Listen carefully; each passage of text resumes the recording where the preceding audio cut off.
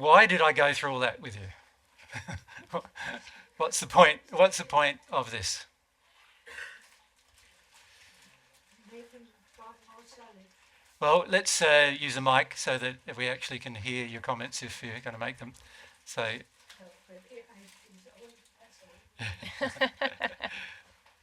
So making God more solid. more solid, yeah, more real Yeah. to you. Yep. Yes. Yeah, good. That's Come forward a bit. Yep. To help when we have no faith or belief in God, to get started. Exactly. So we're talking about the issue of faith now. So this is what I want to talk about with you now. The issue of faith.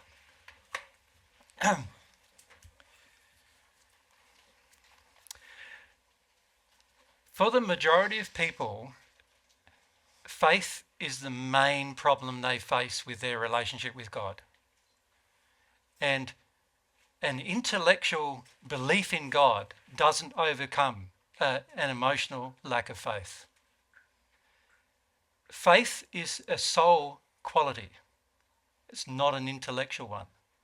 So what I notice is that many of you feel or think you have a belief in God, but many of you don't actually feel your belief in God on a moment by moment basis.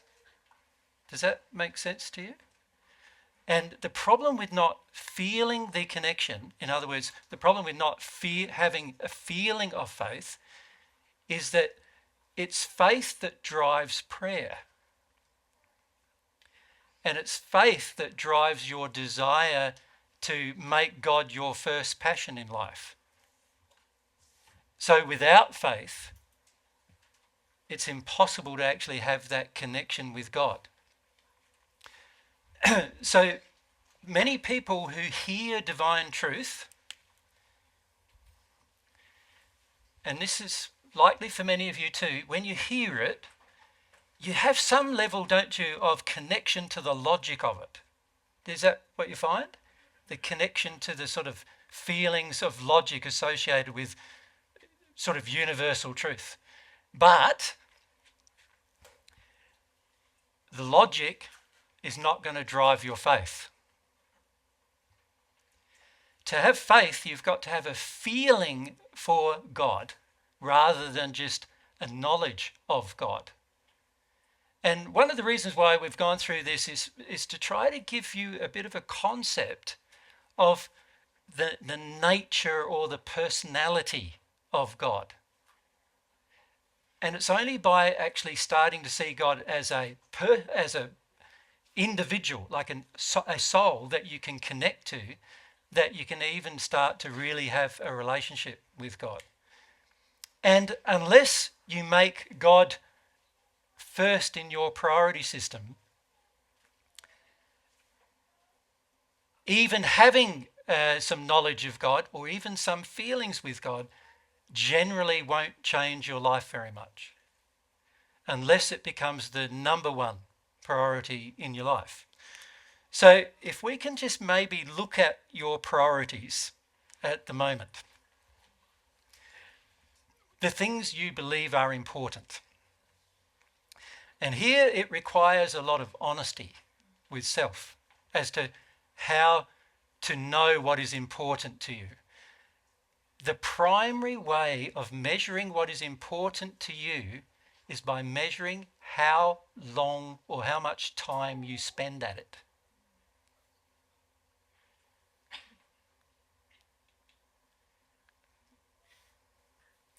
So what I would like you to do is to ask yourself, where do you spend your time? So if we're honest with ourselves, how is our time mostly utilised? You want to help me out with that? How do you find your time being utilised? So if you look over the course of a day, in a day you've got 24 hours, but shall we say the average person sleeps hopefully around 8 hours, shall we say? So there's 8 hours gone. 8 hours is sleep. Sleep's a very important time for you because you're learning the spirit world when you're asleep. So you've got 8 hours where you're learning to interact in a different environment, right? So that's good for you. Of course, if you get less sleep, then obviously you get less education in your sleep as well. So obviously getting a good amount of sleep is important for your day-to-day life. But with 8 hours, we've now got 16 hours. So how do you spend it? Listening to divine truth. Now let's go up the back, listening to divine truth. In addiction and in fear. Okay, so for many of us, we live in a state of addiction, don't we? So let's look at our addictions. Now, we might just, before we look at our addictions, let's take away a few things that we do. Like, you have to wash yourself in the course of a day, probably. So that's what? It depends how dirty you are. But maybe 15 minutes, shall we say? And then you've got to feed yourself in the course of a day. Should we say that's like, well, it depends how fussy with your food you are, I suppose, isn't it? But let's say that's 15 minutes each time, shall we? And if you really like draw it out, might be 20, 25 minutes. But let's say of all eating per day, 1 hour. In Europe, it's more. In Europe. Is that from experience, Pierre? How much time should we allow for you? It depends. If you go to France, it's probably 2 hours or 3 hours. Oh, but it's that's very important. socialising. That's different than eating, okay. isn't it? Just pure eating. Pure eating is just like tom tom tom. Done, isn't it? It's the talking in between that takes the time. Yeah, but it's still probably only an hour for just eating, right? Then you've got to sit on the toilet occasionally. Yeah, hopefully once a day at least. Yeah. So should we give that a long time? 15 minutes. So that gets rid of the refuse that your body's producing. Yeah. So what are we up to now? What else do you need to do? Work. Well, let's look at work. How much do you need it versus how much you do it? It's a good question, isn't it? But let's say the average person spends, what would you spend here? Like in Australia, it'd be like 8 hours. Would it be about that here? Yep, okay. 8 hours working, so that's work. Okay. But it's not every day, is it? Hopefully not. Yeah. Yeah. Okay. What else? Running the children around from sport to what?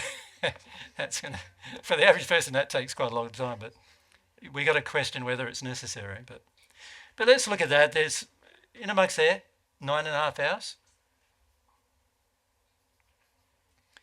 That also doesn't that tell us a lot about how we feel about economy, about money, and our worry about our welfare. The fact that we already spend half of our waking time worrying about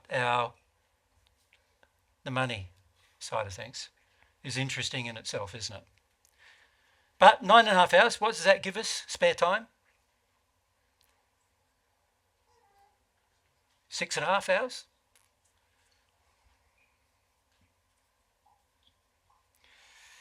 So let's just look at those 6.5 hours. How do you spend them? Shopping. What else? Knitting. Knitting. Watching telly. Sports. Driving around the countryside, having a look, trying to keep you busy. Going to the coffee shop. Walking dog. When you start looking at the time, what would our use of time indicate about how important we see our relationship with God? can you see already there's indications, isn't there, that what we believe is sincerity is frequently not as sincere as we believe it to be. Because there are things that we could do to change our life to actually have more time with God, more time to develop that relationship with God. The relationship with God requires us not only thinking about and feeling about God's nature, but it also requires about feeling about and thinking about and developing our human soul as well. And it's really quite sad in a way that we've only left 6.5 hours to do that in the course of a day when it's the most important thing we could do with our life. Now, we do need to take responsibility for our own financial welfare. We do. But how much of that do we need to do? That's a good question, isn't it? For many of us, we need to have a stockpile in the bank or a stockpile of resources available to us before we even start to feel a little bit safe financially, right? And that indicates actually that we have a large amount of fear about money, worry about our day-to-day living expenses in life. So what happens is our feeling and thinking time and our desire to connect to this God sort of becomes not as real to us anymore. We don't treat it as a real thing, something that we need to be doing on a daily basis in terms of establishing that relationship. So to have a relationship with God, the way I sort of see it is it's not a, time off thing. It's a constant thing. There's every single moment of the day you can involve and feel and have feelings for God. You can. Majority of us don't. And that's why we often don't have a very strong connection to God or a very strong connection to God's laws or principles or morals. Is because we're not often thinking about God at all. So to have this relationship with God, it's going to require some emotional sincerity on our behalf. And if we have no faith that God is these things, can you see it's going to be very hard to develop that sincerity, isn't it? It's going to be very difficult. We're going to sort of feel like, I hope God exists. This is how many people on earth sort of are. They hope God exists, but they don't feel that God really does exist in their day-to-day life. And frequently there's very confusing things happening in their day-to-day life that they can't understand, and they attribute mistakenly to God or mistakenly to other things. And they have no idea how to resolve those things because the relationship with God isn't developed, and therefore, you can't get told how or what is going wrong with your life.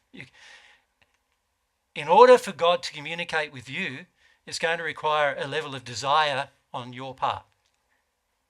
And when I say a level of desire, it has to be sincere. And what I see in the Western world in particular, but now it's pretty much the whole earth now, addictions is what everybody's sincere about. Meeting their demands and addictions is the thing that they concern themselves or worry about the most. And so God really takes, if any place at all, definitely a second place, but usually way down the list. Normally what happens is the average person firstly thinks and feels about their own welfare. In other words, we are quite self-absorbed and selfish, right? Then we think about our family welfare. In other words, the people we believe are our family. So that usually means blood relatives or married or children, rather than seeing the whole world of humanity as our family. So we think about our immediate family welfare. And then it's very rare when you think about it. Usually we throw in some entertainment.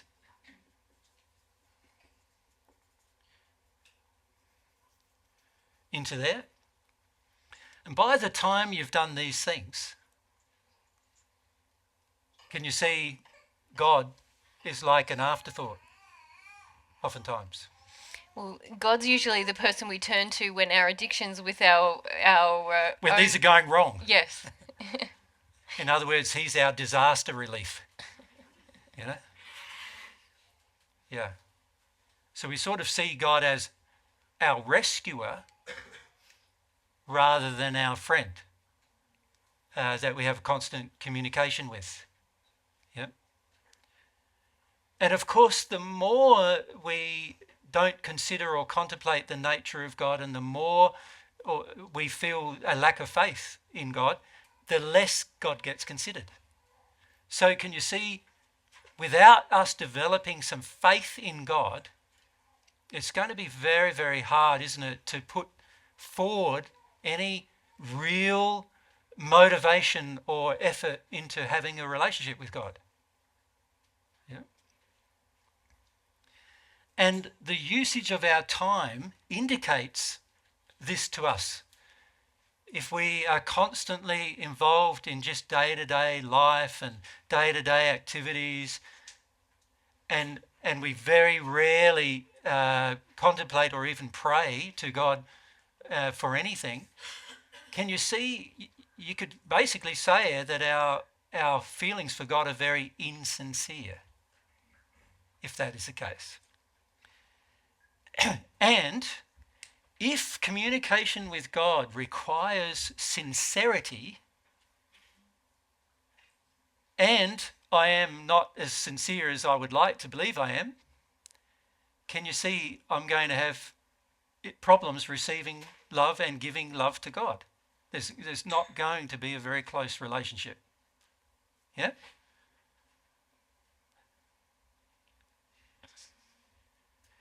Isn't it very interesting how very quickly you get down? Like all I had to do is talk about the amount of hours a day, and all of a sudden, many of you have automatically just closed down emotionally to the subject. So that's really interesting, isn't it? Can you see, while we're talking about something external to us, we're pretty open, and we can even contemplate like things like God or existence or other spiritual concepts. But as soon as it's brought back to where do I stand with this, immediately a big shutdown comes over you emotionally. And of course, all that does is encourage a lot of spirits who are also shut down to come over you as well. And before you know it, the whole atmosphere in the room just goes from being quite, just before we left for lunch, quite buoyant. Yeah? And then I raise this issue and boom, the atmosphere is all of a sudden quite low. Yeah? We just have mics. Thank you. Now, tomorrow we'll have to have different mic runners, won't we? We will, to give these guys Just a break. to give these guys a break. For myself, I noticed that there was a lot of guilt, shame, some of those Yep, so emotions. Yep. And I had to shut it down for myself because otherwise I would be crying and I would be disturbing the room and talk. And yeah, so I guess that's what happened yeah. No, you're spot on. for myself. For many, that's what happens. Yeah. Yep. For others, though, it's more angry. Like, why are you pointing out flaws in me for? Type of anger. Should be inspiring It should me, be Jesus. inspiring me, not pulling me I down. need to recognize that. Yeah. Someone else. Yeah. So you recognise that feeling too? No, And I she think said she didn't you didn't recognise that feeling? No? No, but it is there actually. Yeah. So, and it's very common because the reason why it happens is because when we start having to contemplate our own issues, we are often much more resistive than contemplating God's issues.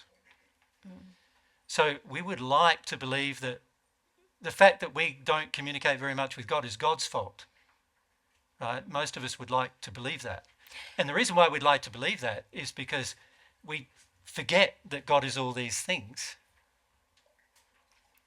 in preference to avoiding the emotions that we feel when somebody raises, well, this is why this relationship thing isn't happening. Can I also add, Dylan, that when when you point out how our time is being used, and many people recognise, oh yeah, he's right, yeah, I do have all these addictions, and I'm avoiding like God in my day-to-day life. Oftentimes that is a real downer because it really highlights the difference between this reality and the reality that I live in. So the lack of faith, that really it highlights immediately the lack of faith I feel in all the lovely things we talked about before lunch, doesn't it? And so, and then often, in my experience, we go to guilt and shame to avoid that. You know, we get down on myself rather than just feel the terrible feeling that I don't even know if everything he's saying is true. And I don't want to risk that. Experimenting with that, because a lot of times this drives these things, doesn't it? Yeah. Yeah. Yeah. Sometimes it's also obviously other emotions too. Like obviously all of these emotions are covering emotions. They are not actual causal, what I would call emotions that cause a problem. They are emotions that are the effect of the problem. So often underneath those are more emotions that cause the problem, like sadness. This lack of faith we have. Lack of faith. Yeah. See, most of our problems we don't realise are actually more spiritual than we think they are. When I say spiritual, what I mean is they're soul-based qualities that we haven't developed. And so the on-flow effect of a soul-based quality we haven't developed is physical symptoms. So an example of that is a lack of faith is a soul quality. A lack of faith creates physical symptoms in our life. One of those physical symptoms is the way we use our time.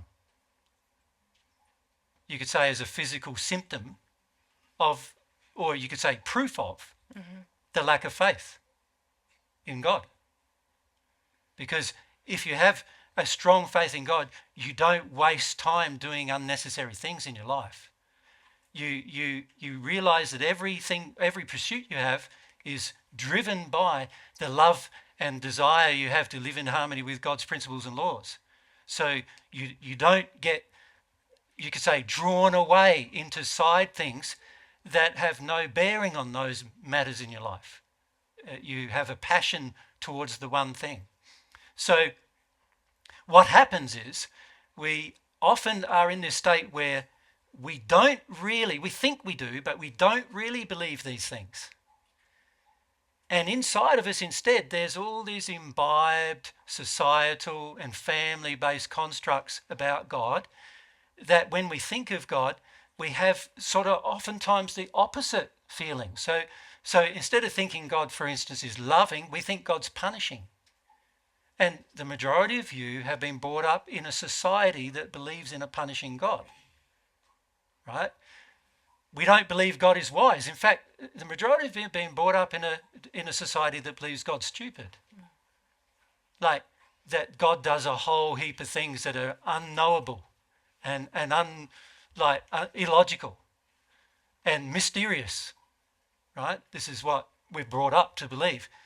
We don't believe that God is consistent. In particular, we don't believe his laws are consistent. So we think we can break them and be immune from the consequence, right? Because we don't believe in a predictable God with predictable laws. And as a result of these things, we start to have a lack of faith in God, and that lack of faith is then demonstrated in the way in which we use our time.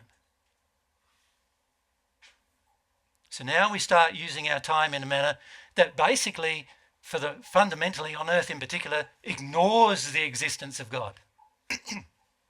In our day-to-day life, We're doing a whole heap of things, and God's sort of like an afterthought.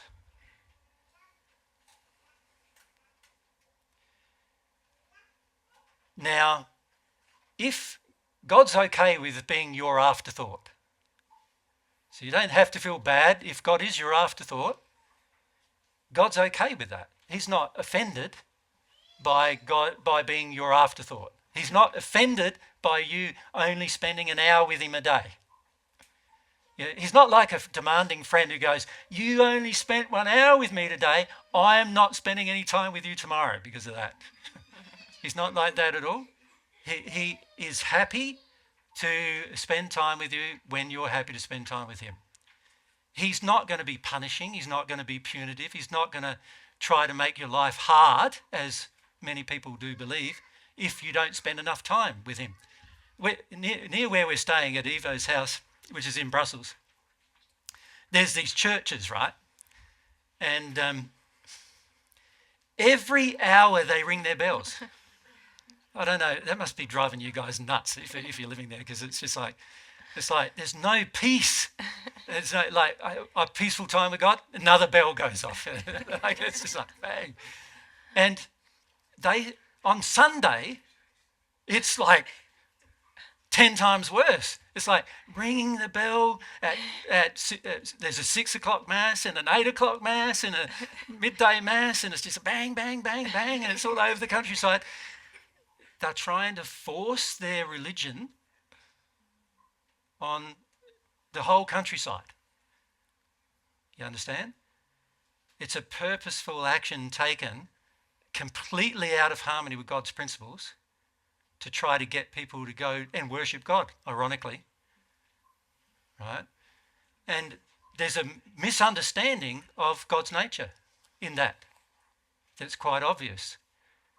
And here we are, you've been brought up in this environment, historically in Europe, the Christian environment is very powerful, still got very powerful influences in all sorts of areas of life in Europe. And it's influenced how you feel about God and the lack of faith you have about God as a feeling, even if you think it hasn't. And the proof that it has is how you use your time. Because if you really believe God was your friend, a constant companion, who you could speak to about any subject, who will give you love and you can love him or her, and you can feel God at any time and get answers from God, do you think that you'd be doing it 1 hour a day if you really felt it? Can you see? You wouldn't be, would you?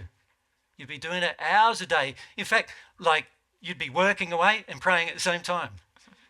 You'd be doing things physically, family, whatever, playing games, but you're praying at the same time, because you can do both at the same time. You can have feelings, which are prayers, at the same time as you do things, can't you?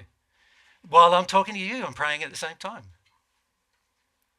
Right?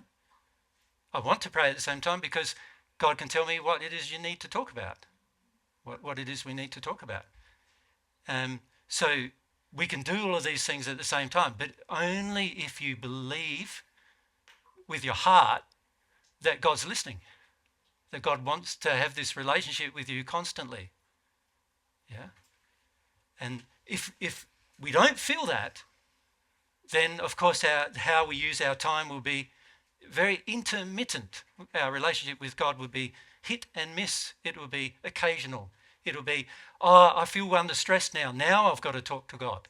Or I feel like, I just had a relationship breakup. I now need to talk to God. But all the time you had the relationship, you never talked to God at all, which is really the time you needed to talk to God to sort out issues in the relationship, right? So the way we think frequently is that God's there for the hard times. Yeah? And not for every time. Yep. So microphone down here, sorry, Eva. Sorry, can I ask about faith? I've been. Let's go to down here first. Yep. And then we'll go back. I think for me, my question is, the minute you spoke about... Is that gone on there? No, you're right. Just look on the bottom, Gomo. Is it muted? Just is a red light on, or a green light, or a yellow light? If you just bring it to me. Yeah. Green or red? Yeah, that's what we need. Yep. That's right. Yep. Okay. Just bring it a Just bit bring it up, closer. please. All right. So for me, I think the feeling that It's not comes coming up. through, is it? No. No. It's not coming through. Okay. Can we try the other mic? Thanks. And if you can bring that mic down to me. Yeah.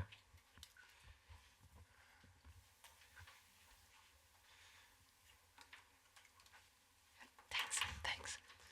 Yeah. So for me, what I was gonna ask is, or maybe should I try speak louder? No.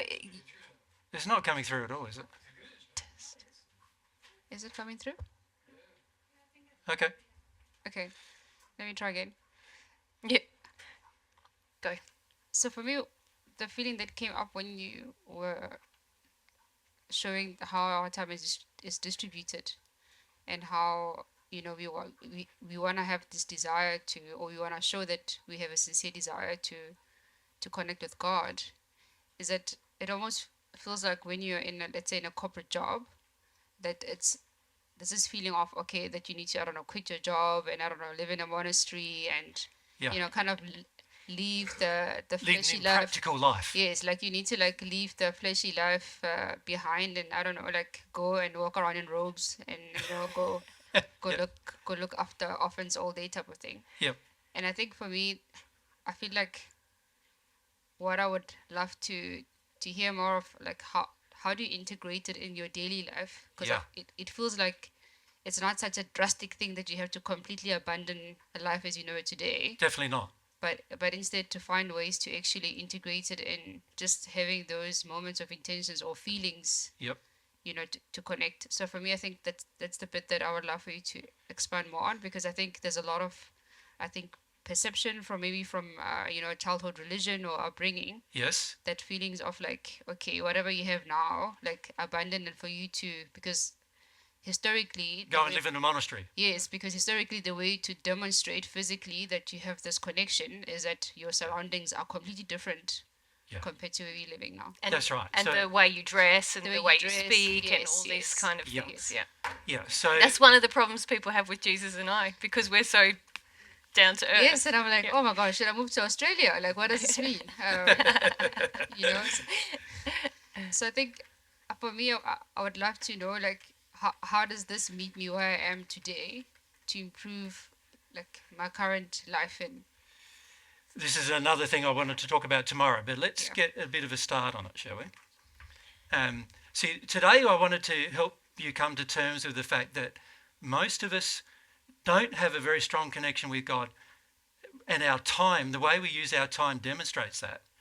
But partly it's because we have these kind of concepts, which we think that, having a connection with God means I abandon my entire life. There was one man in Australia who came to me and said, I've decided to have a connection with God. I'm going to leave my family, leave my children. I'm just going to live alone for a few years. And I said, why are you doing that for? That's the very opposite thing God would want you to do, And he's going, well, I just feel that that way I'll have a stronger connection with God. And I said, no, you have a terrible connection with God if you do things like that, because you're abandoning moral principles. yeah. Because I think for me, what's funny is that as you say that now, like when I think about the amount of time my kids take, and I'm like, okay, if they were not there, I mean, I love them, but if they were not there, my thinking is, would I have more time for God? And maybe not, right? But I think those are some of the things that, like, as you talk about the time distribution, you think it's easy to think, okay, eliminate that and that. But if the sincere desire is not there, even if those things are removed, you Correct. still don't actually follow And through. You're not going to adjust this by just saying, I'm now spending 1 hour a day praying, so I'm going to spend 2. And everything will be sorted. And also your relationship with your children is an incredible way to, Sort out your issues with God. they're Yeah. going to be reflected in your relationship with your kids. Yeah. So we're now talking about the question that one of you asked right from the beginning, which is the practical application of God's truth in your day-to-day life, isn't it? That's really what we're asking the question about. What is that practical application? So is that mic now working? Have I you- think it is. Yeah. Can you just? Can I just test? Yeah, Yep, yeah, I it can sounds see like it. this, So. Yep. But what I'm saying to you first, and this is something that I do wish for everybody to get properly, you're not going to be motivated to change the day-to-day life unless you realise how important this relationship with God is. And how you can integrate, if it is important, you will find every single moment of your life is a way of integrating it into your life. Every single thing you do will be governed by the principles that are dictated by your relationship, the loving relationship you have with God. So, an example of that. Your child comes home from school and says, "Oh, someone's bullying me."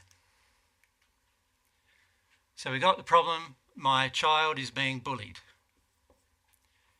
All right.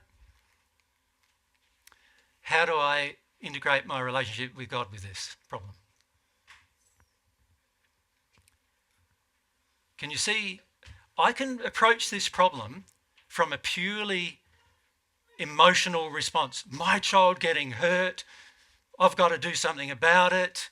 I've got to go to school and we've got to find that bully and we've got to, get him out of school or punish him, or, he should be banned from school and my child's not safe. And, and I could really get tied up, couldn't I, in all of my, you could say, addictive emotional responses to the problem, which is what the average parent does in that situation. Yeah, either that or they completely ignore it. One of the two. But if I have a relationship with God, what would I do? It's a good question, isn't it? So, at the back there. An answer. You're going to answer? Yeah, that's all good. Actually, out of my heart, I would ask, how are you feeling about that? That would be the first thing. Now, I'm not hearing you guys very well, so I might just... It's just because of the aircon's going on and my ears are also blocked. I have to. I'm kind of Jesus translator because his ears are blocked. My ears are blocked as well. So. Yeah. If my child would come and would be bullied, I would ask, how are you feeling about that? How you would feel about that? Yeah, I would not think about the other one. I would think about how are you, my child, feel about that? Yep. Like, does that help your child? Yeah. What? Well, your child's being bullied, which is violent. There's a violent thing happening towards your child. Just feeling about it is not going to be a suitable response, is it? First thing I would do. Well, it's one thing you might need to do, but it's not the only thing, is what I'm saying. Is it? Yep. Someone's being violent to another person. Doesn't even matter if it's your child. What if it's your child being violent to the others? Like, either way, there's a problem that needs to be sorted. And taking no action but just feeling is not the solution. Right? Feeling is part of the solution because you need to feel in order to know what actions to take, but just feeling is not the appropriate response. Any other ideas? At the back, thank you. I would try to feel, precising, I would try to feel what's the causal emotion within me that this happens to the child, to my child. Okay, so you want to find, your goal is to find the cause, but what if your child is not the cause? He's saying the cause within himself as the parent. No, I know that. Yeah. I know that. Yeah. But what if it has nothing to do with your child? It's got just everything to do with the fact there's a bully at school. Like somebody else's child. It's got mostly to do with, isn't it? Like, if there's a bully, do you think the problem is mostly your problem or the child's problem? Or is it mostly the bully's problem? What's God's view? Is a person who wants to commit violence in a worse state or a better state than the person who receives the violence? Isn't the person who commits the violent act in a worse state? Isn't that true? So mostly it's the bully's problem, isn't it? Or you could say the bully's family or the surroundings, the environment of the bully, it's mostly their problem. So if I'm firstly looking at things and feeling things from God's perspective and connecting to God, I'm going, firstly, what's right and wrong here? So the very first thing I would do with any situation is look at the truth of the situation. Is it my fault he's getting bullied? Bullying is a violent act. Does my child bully others? If the answer to that is no, then is it my child's fault that he's getting bullied? The answer is no. Now, he may have emotions that attract bullying. That is true, isn't it? He may have emotions that attract it, but is it his fault that the bully targets him? No. It's not their fault, because the bully is being sensitive to who he can bully, and he's going, I can bully Ziggy, so I'm going to bully Ziggy. Now, is it Ziggy's fault if I bully him? No. It's my fault, isn't it? I'm the person being unloving. It's my fault. That's the truth. That's God's truth. Right there. Right? So in the moment, the very first thing you need to determine is, what is the truth from God's perspective about a situation? Now, if I'm going through life and I'm having experience after experience after experience, if I can determine what God's truth is in every experience, can you see that's going to help me greatly, isn't it, to stay connected with God? Yeah? No? Yeah? Okay. Yeah. So, first step, determine the truth.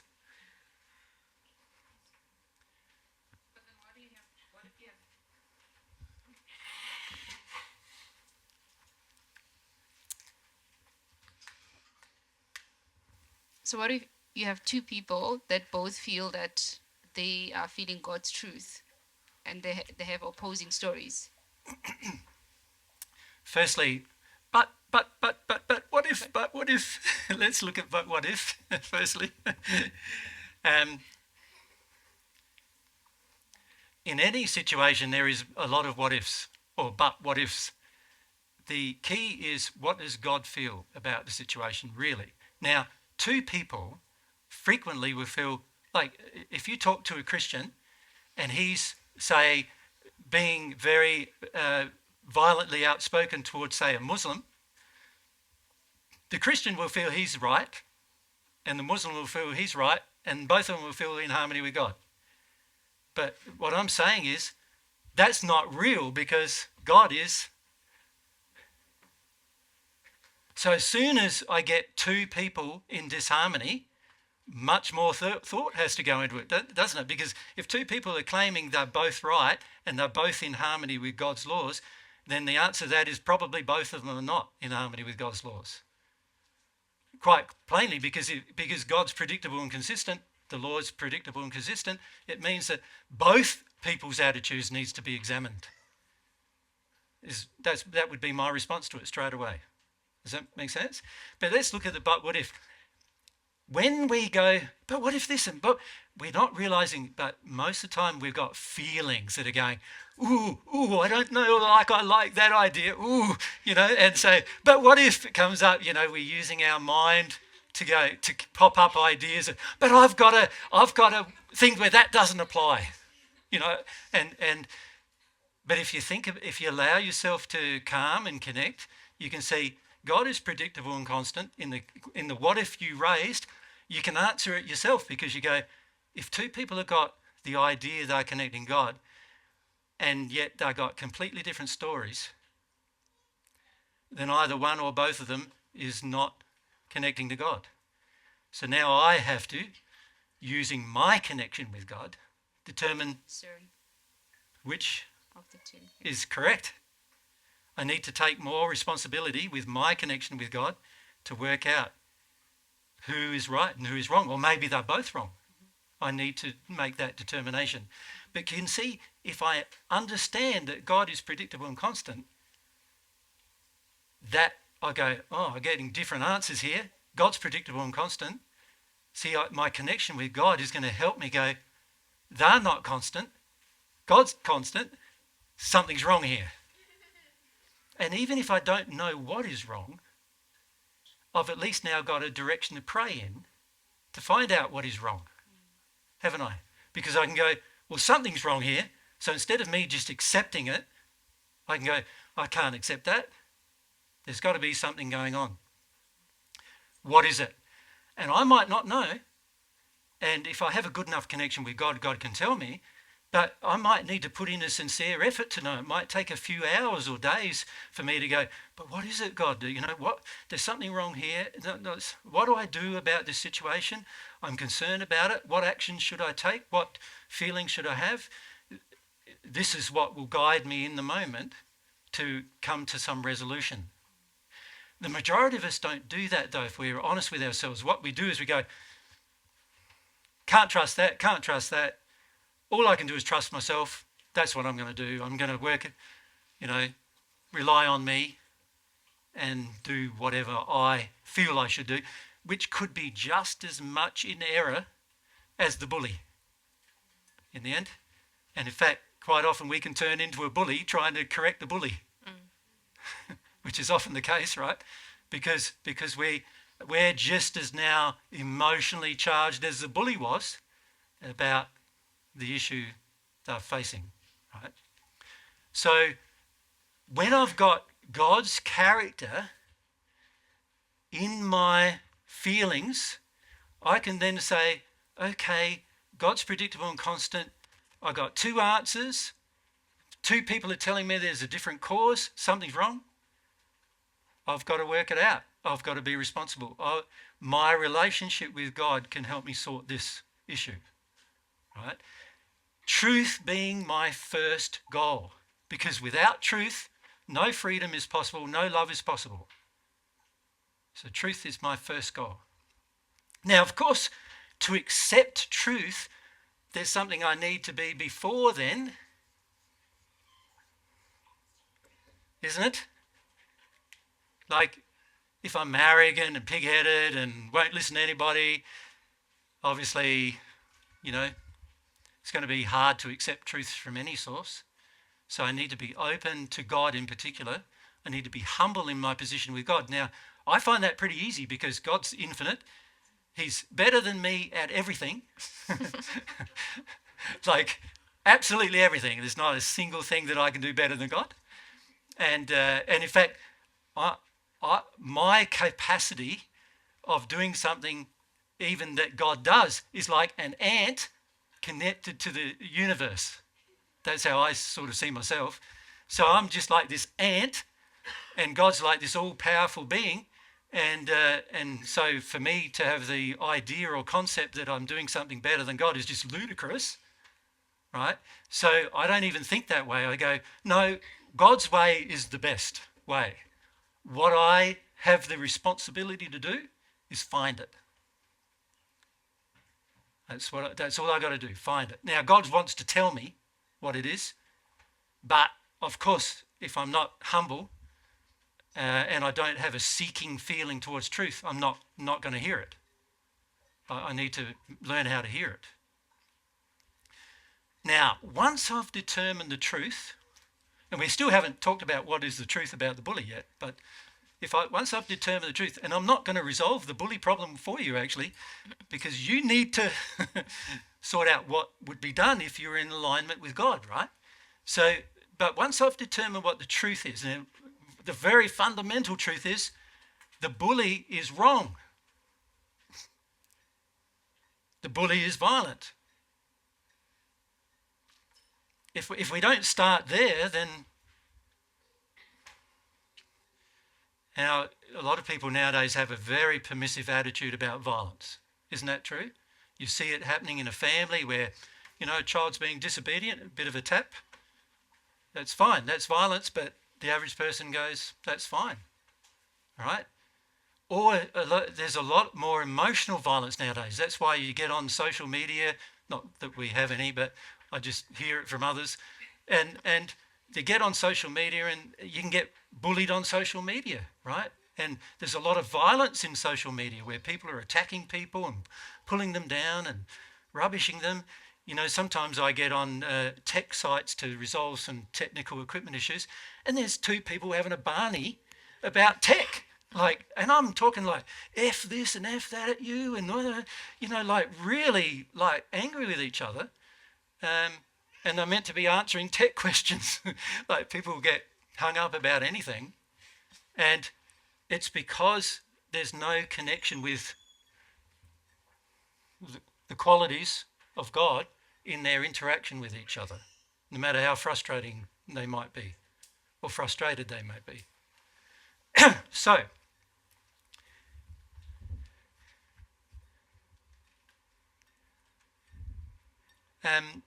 how's the aircon wise? I think we need to keep them on, don't we? So we need to be humble. We need to have a focus or a desire for truth in any circumstance. So any decision you make in the course of a day, what is God's truth about it? So you go and buy a coffee. Seems simple enough. What's God's truth about it?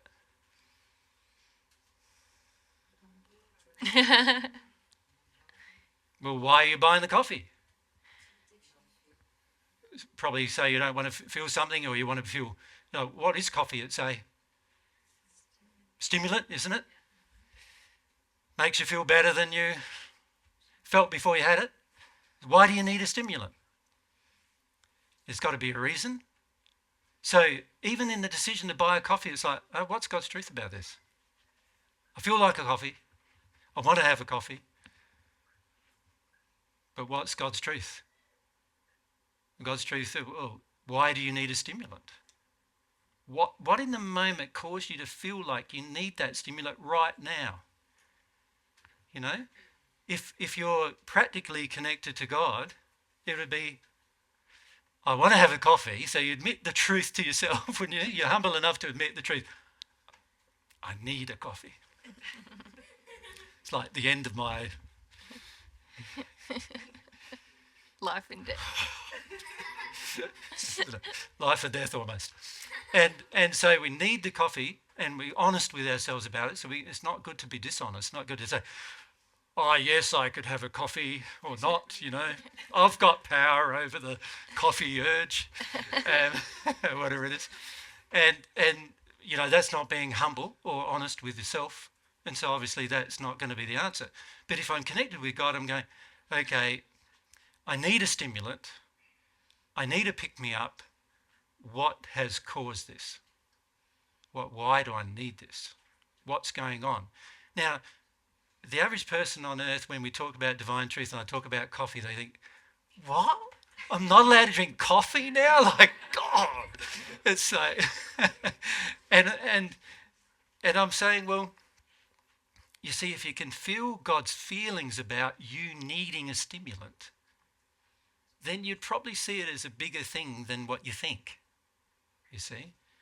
Because God wants you to be in a place of constant happiness, constant freedom, constant love, constant security with yourself, but also he wants you to be like in a state where when you need a rest, you should be taking one, not taking a stimulant. He wants you to love yourself. He doesn't want you to start popping substances and causing a degradation of your own body's functioning as a result. And it is well known, well enough for us to know that a pregnant woman shouldn't be drinking coffee, right? So it's well enough known that it's not good for you to constantly take stimulants. And yet the average person goes, I need my coffee every day. I need the stimulant. I just need my coffee the moment I get up out of bed. This is why we have whole forests in Amazon and elsewhere getting completely destroyed for the sake of coffee beans. So we're not even seeing that our desire for the substance that picks me up is actually causing the degradation of forests in other places of the world, and also the extinction of animals in those locations, because it's all large-scale farming that's engaged in those locations generally, and we're not seeing how damaged it is. Now, if you just had a little coffee plant in your backyard, it probably wouldn't be that damaging, but it's still a stimulant that's affecting your body, and you've got to start questioning why you need it, right? Now, a person who's connected to God would question, because they're humble enough to question, and they also want the truth. They want to know why it is that I feel the way I feel under certain circumstances. What are the times that I need this stimulant, and why do I need it? What is it giving me, or what is it helping me avoid? The average person would, ignore all that, but the person who's connected to God would want to know, because we're humble. So once we found what the truth is, then I would take a loving action based on that truth. So I'm there with my coffee. I need my coffee. I want my coffee, but I'm not letting myself have it. That's the loving action. Instead, what I'm going to do is feel the reason why I need the stimulant.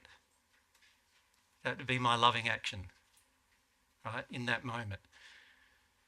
So I go down the street. I walk into a shop. I need some clothes. Go up to the clothes. There's all these clothes there. Some are cotton, some are wool, some are different substance, some are like completely manufactured out of oil, oil substances, and I've got a choice. But the ones that are more natural, and particularly the ones like wool or cotton, which are more natural, they cost more. What do? Right? If I'm connected to God, what would I do? I'd firstly be humble.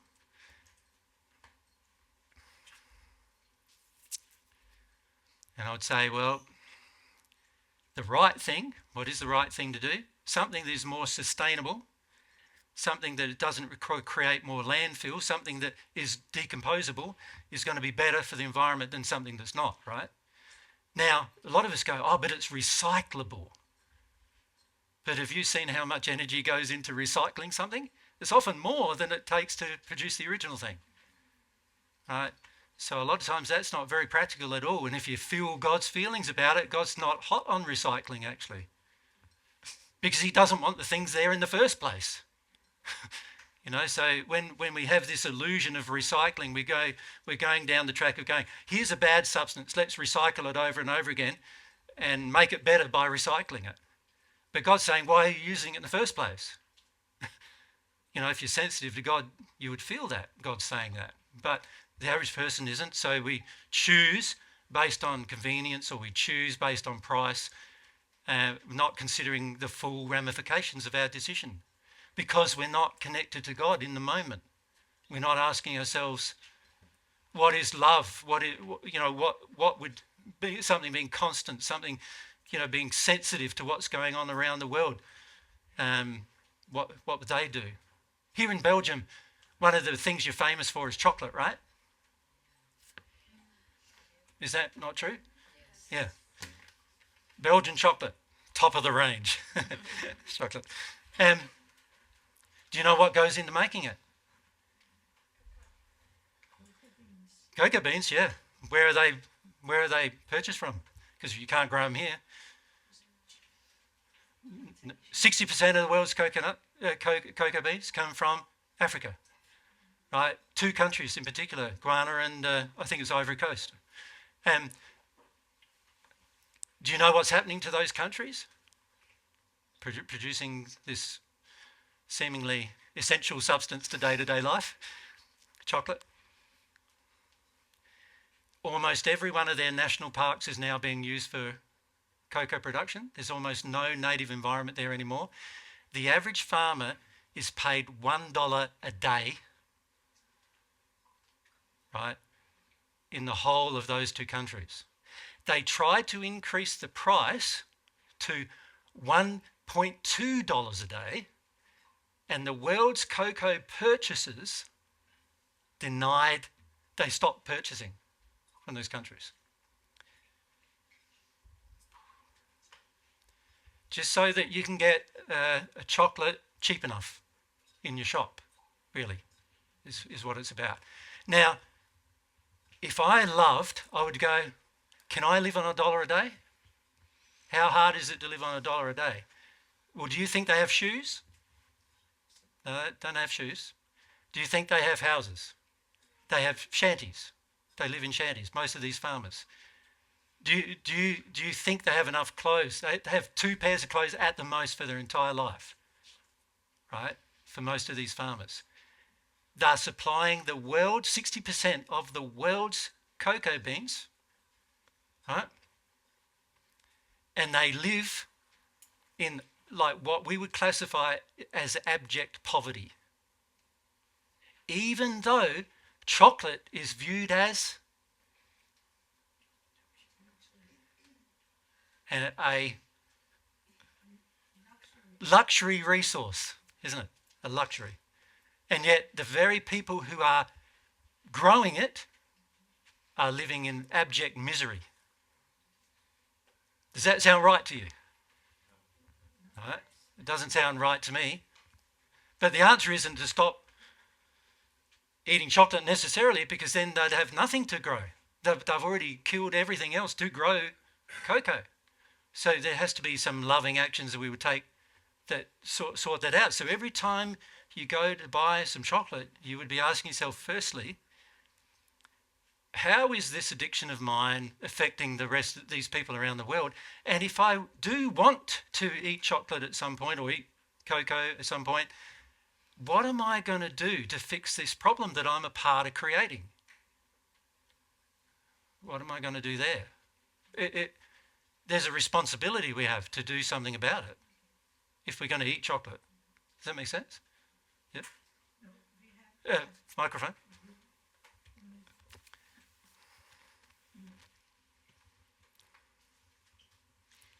Yeah, in Denmark we have some companies who says they own their own plantation and they pay them well. Yeah, but does that actually help everybody there?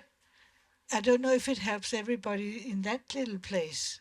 Exactly, like the problem is endemic in the entire industry, and there are small pockets of the industry that are going, let's try to fix that. Yeah. But the reality is, if you've got to pay more for chocolate, let's say you had to pay 4 times the amount.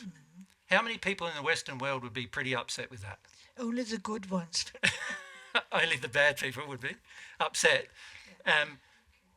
But the reality is most of us are not facing the reality of the problem, right? And I'm just bringing up that as a minor sort of issue. It's just an issue based on what happens in your country. Yeah, if I can ask a question about that, because I feel like me and my family, we made quite a lot of decisions. You know, stop using makeup, not wash your hair, I don't know, like not drive a car or grow your own vegetables. Yep. Stop playing sports but how do you keep balance? How do you two keep balance in making decisions that are... This idea that we have to stop everything is not wise. But then you say stop eating chocolate, stop I'm not saying stop eating chocolate, I'm saying... So where's the balance? So for example, makeup. I could say like makeup, we could just stop with it, right? Because... Yeah. And earrings, you could stop with that. Yep. But then clothes, I mean, like, I don't really care about that much about what I'm wearing, but I also can see that some people really enjoy wearing certain clothes. Well, it's an expression of your personality, isn't it? Yeah, exactly. So what's where? Like, how is it? Almost everything we do in life can have love brought to it. So it's very rare that we need to actually stop something. So an example of this is this. So wearing makeup can be loving. Well, so that's a... I don't wear makeup. Now, I No, feel me that neither. the But I closer think you get to Mary God, sometimes you won't. does, or wearing earrings. So is it like where I There's a difference between makeup and earrings, isn't there? Because earrings can be passed on from generation to generation. They can be permanent. They can be made once and worn thousands of times. Makeup is on off, on off, on off, on off, constant consuming. They're two very different substances. And this is where a person who's connected to God would know the difference. So if you're connected to God, you go, okay, these things that require, and why am I putting makeup on? you need natural equipment to have earrings, right? And you could maybe use.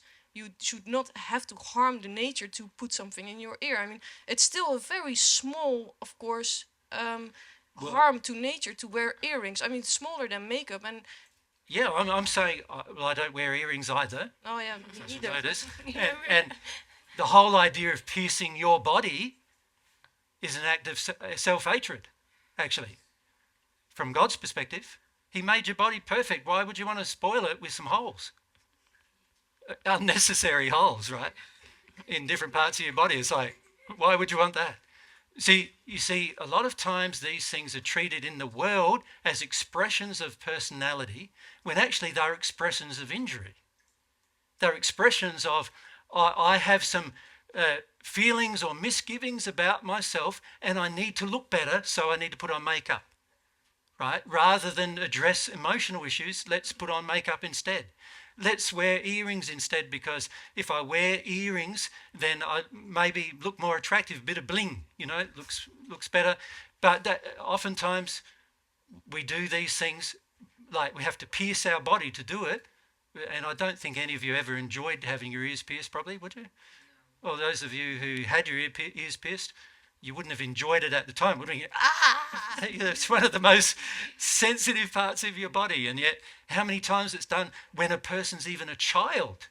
Like they can't even make their decision for themselves. They're forced upon by mum or dad or something to make that decision, and most of the time influenced by society. So there's a big difference between me destroying my body in order to get something done and me doing something that's actually loving, is what I'm pointing out. But frequently, a person who's disconnected from God can't tell the difference, right? And can I also say we're measuring actions again now, Yep. rather than motivations, because that's something very different. Yeah, that's exactly what I mean. Like for example, one of it. So I don't raise my hair anymore. Yep, So everything yep. just grows.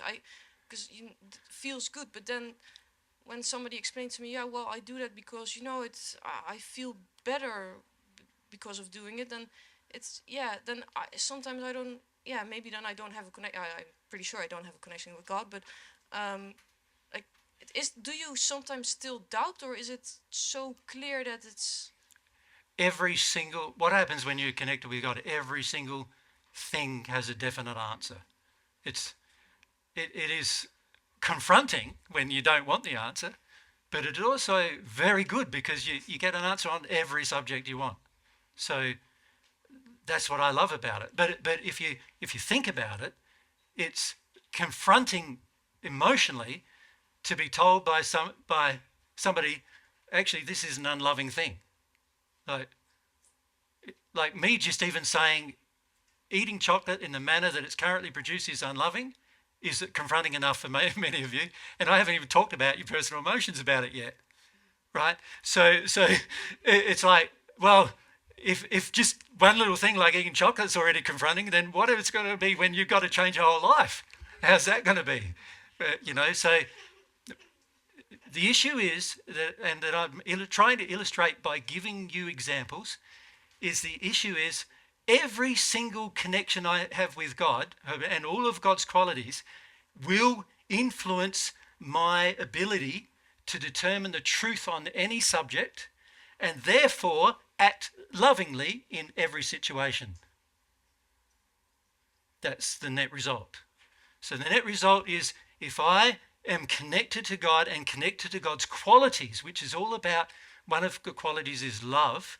So once I am connected with God and connected to those qualities, there are certain truths that become self-evident in every question. And once those truths are established, now I can act in a loving manner about them. That's what I'm suggesting.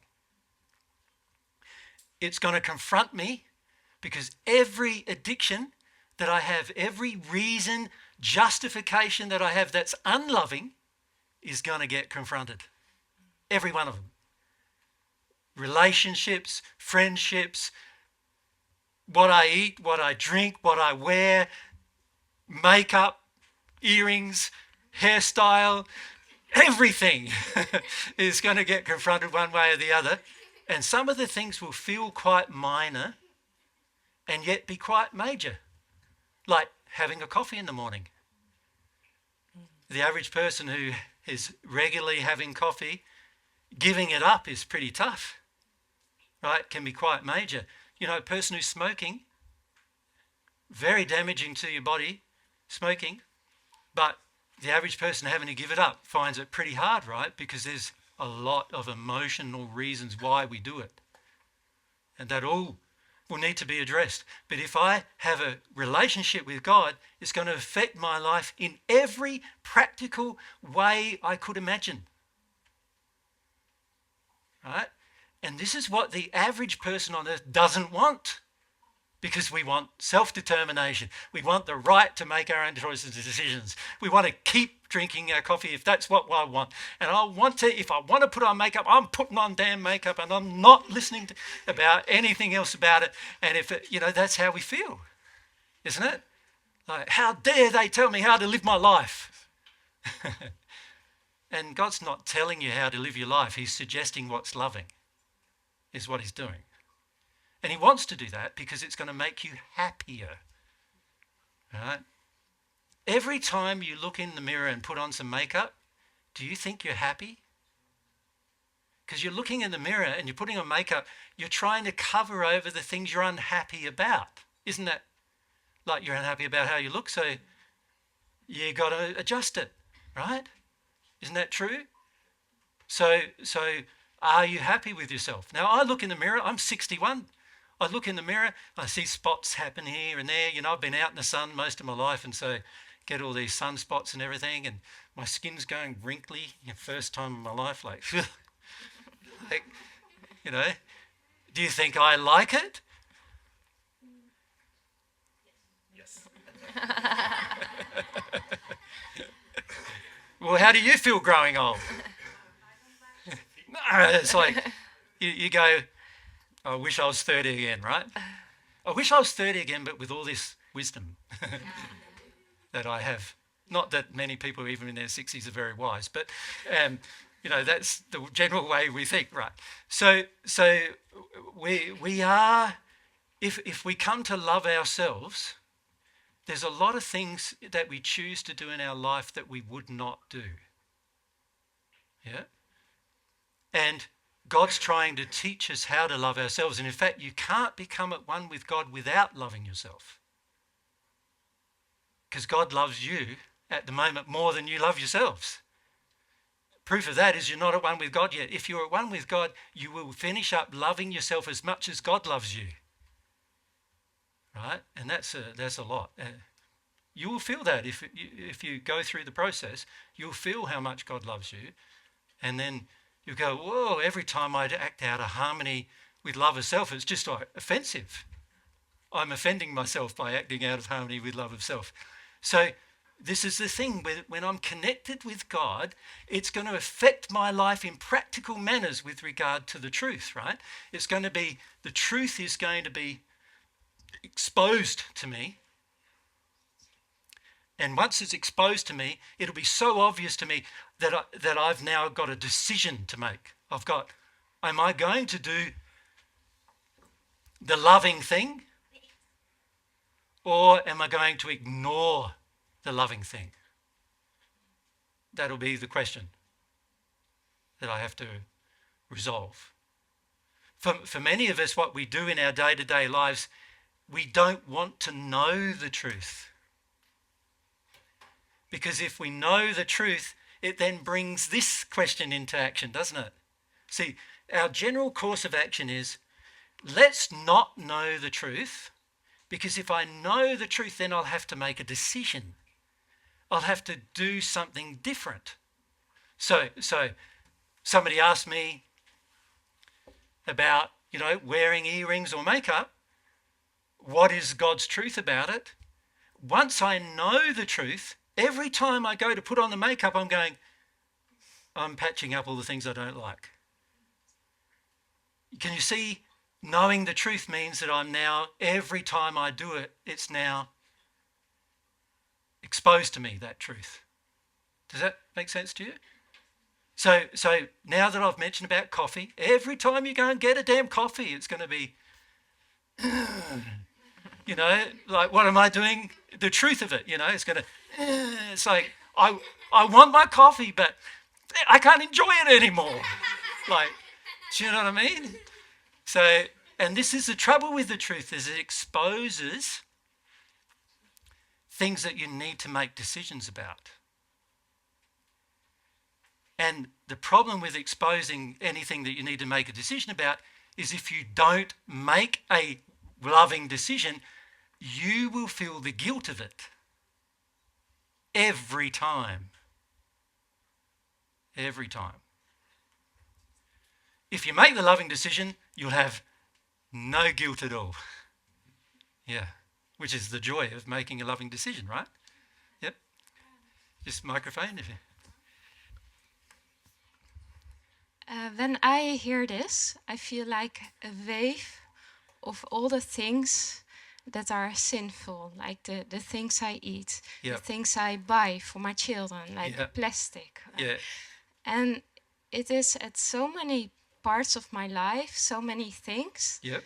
that I feel I freeze inside.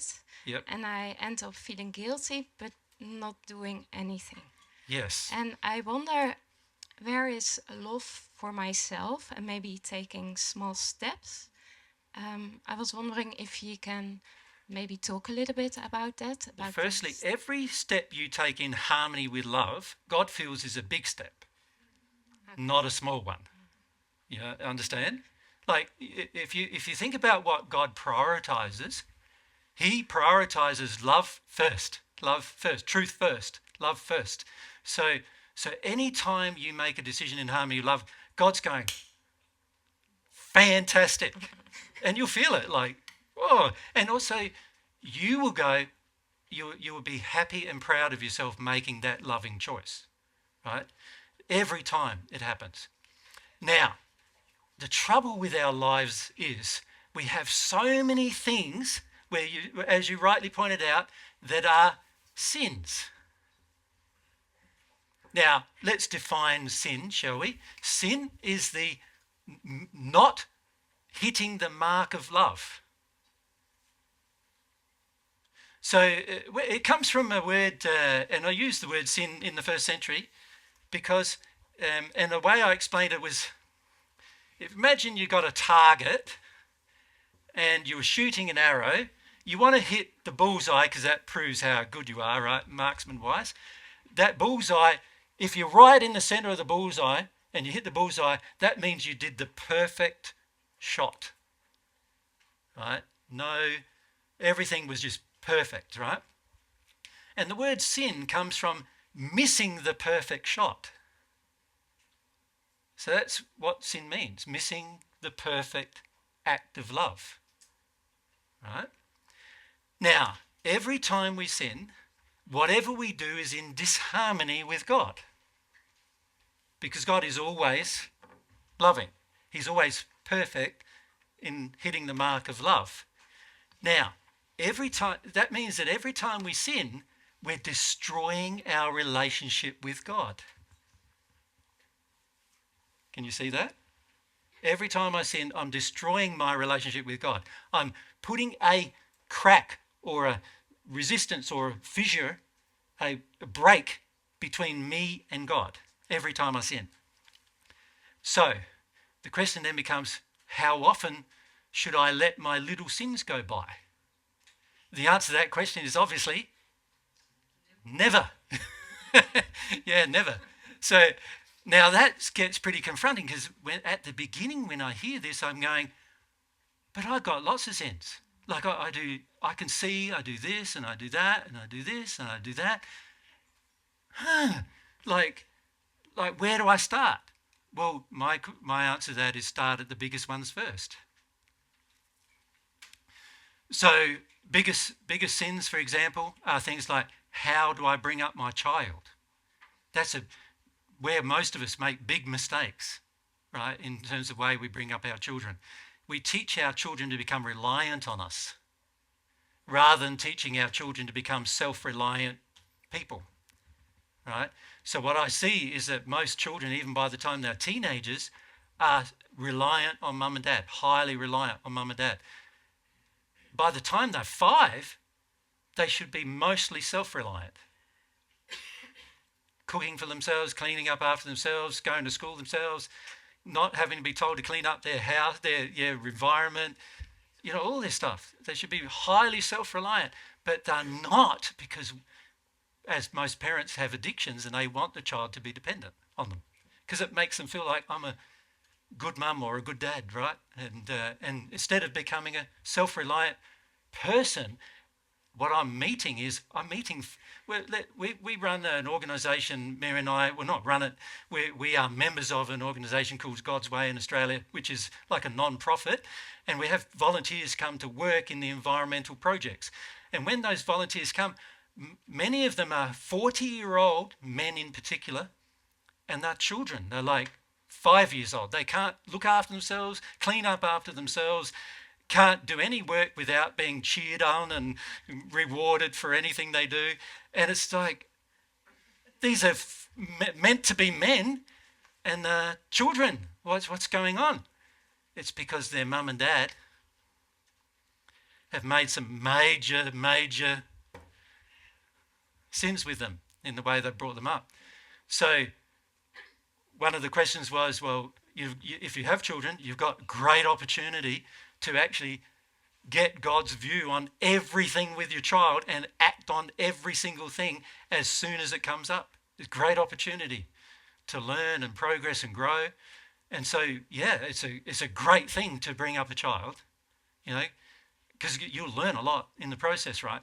But if you don't deal with each sin, it's going to have an effect, not only for you, but now for your children. Yep. So the question is, well, what do I buy? What do I eat? What do I wear? What do I put on? How do I interact with people? Well, love governs everything.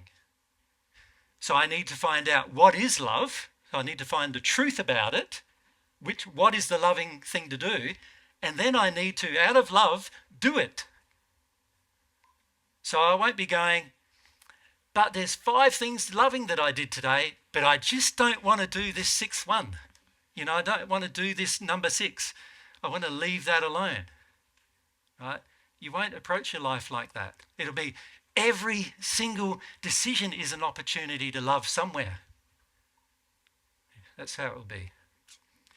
And you won't be frightened about making those changes because there's no fear in love either. So if I am frightened, it's an emotion, I've got to learn how to feel it, but I need to know my fear is causing me to be unloving. I need to deal with that. I need to somehow process through this fear so that it doesn't any longer control my acts of love anymore. Now, it's going to be challenging. And it's going to be because you can see, there's this I do, and there's that I do, and there's this I do, and and particularly at the beginning, because you start, and particularly at the beginning of your relationship with God, you start feeling like, there's so many things God's showing me that are wrong with my life. And it's like, and it can be sometimes overwhelming, like where we feel like, whoa, it's just too hard. But once you start addressing the issues of love as you go, you'll find your pride in yourself increase, your happiness with your own decisions increase. You'll find actually that you'll sort out individuals and your life in such a way that any relationships that are anti-love will dissipate and leave your life, and any relations that are in harmony with love, any relationships in harmony with love will stay in your life and grow to the result of your own happiness. That's what will happen. But for the majority of us, when we contemplate it from the beginning, we're going, it's not going to be happy. It's going to be bedlam. It's going to be destruction. It's going to, that's how we see it. It's not how it's going to be. But that is just one way we have a lack of faith, isn't it? One way to have a lack of faith is we think, if I got to sort that issue out and I've got to sort this issue out and, that issue out and this issue out, my children are going to be upset with me and my husband's going to be upset with me and my mother's going to be upset with me if I do with that and my dad will be upset with me with this and at work they'll be annoyed with me and, and we start looking at everything in a very, what really is what we're saying is that our relationship with all of those people is more important than our relationship with God. And for many of us, that is true. Our relationship with God is like, if we wanted to list our priorities, we go relationship with our husband or wife, relationship with our children, or for many people that's even swapped around and their children are more important than their husband or wife. And then we go relationship with my mum and dad, that's more important. And then for some of us, relationship with mum and dad is more important than our husbands or wives, right? And then it's relationships with our workmates and colleagues and relationships. And where is our relationship with God? It's like, got to dig for it to find it. And when our priority system reverses, we go, our relationship with God, if it's the most important thing, that is going to make me the happiest if I live in harmony with that relationship. It's going to make me happier than Mary can make me, if I'm talking about my own life. And not only that, it's going to make me and Mary closer and happier together if we both do it. Right? It's going to make me happier than any of you can make me. Right? That relationship is going to also cause me to learn things that I've never understood and never would have the capacity to understand without God. It's going to help me have direction in my life and all of those things as well. It's going to help me change my life in harmony with love on a day-to-day basis, is what it's going to help me do. And it's going to help me get rid of all my sins. All of them.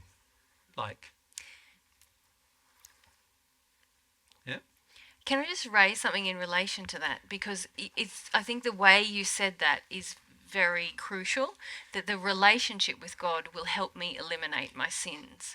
What I've noticed since we've been here in Belgium actually is that there's a lot of emphasis on removing the sins of society, the environmental impact that everyone's having, but there's a lot of people wanting, understandably, to correct the harm that's happened to the environment through recycling and through various other practices, and changes societally.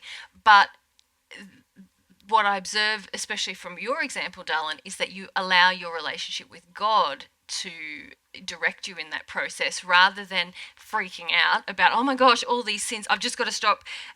I'm not saying you don't stop the sins, but to do it without connection to the conscience or God, you can go astray. I've seen a lot of people in Australia go astray because they just stop doing everything that they think is bad and they haven't dealt with any of the emotions. And sometimes they've stopped doing things that actually God didn't feel was bad, but they had interpreted it as bad. And so you've got to watch this, that you don't neglect the soul-based and God-based aspect of removing sin, because I notice that a lot of people try to. We learn about sin, we think, oh my gosh, I don't want to do that, and then we try to just alter our behaviour, and the soul condition hasn't changed.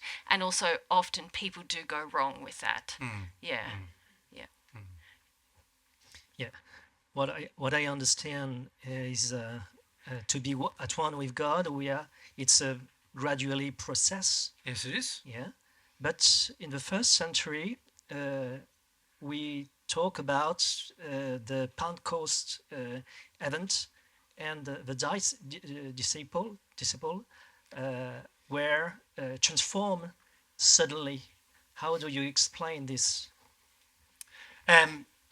There's a common view that at Pentecost, which is what you're referring to, which was after my death, 40 days after my death, that a group of people got together, similar to here actually, around about 120 people though, rather than 60 or 70, and they got together and they prayed together and they received God's love, and there's a concept that it transformed their entire existence magically.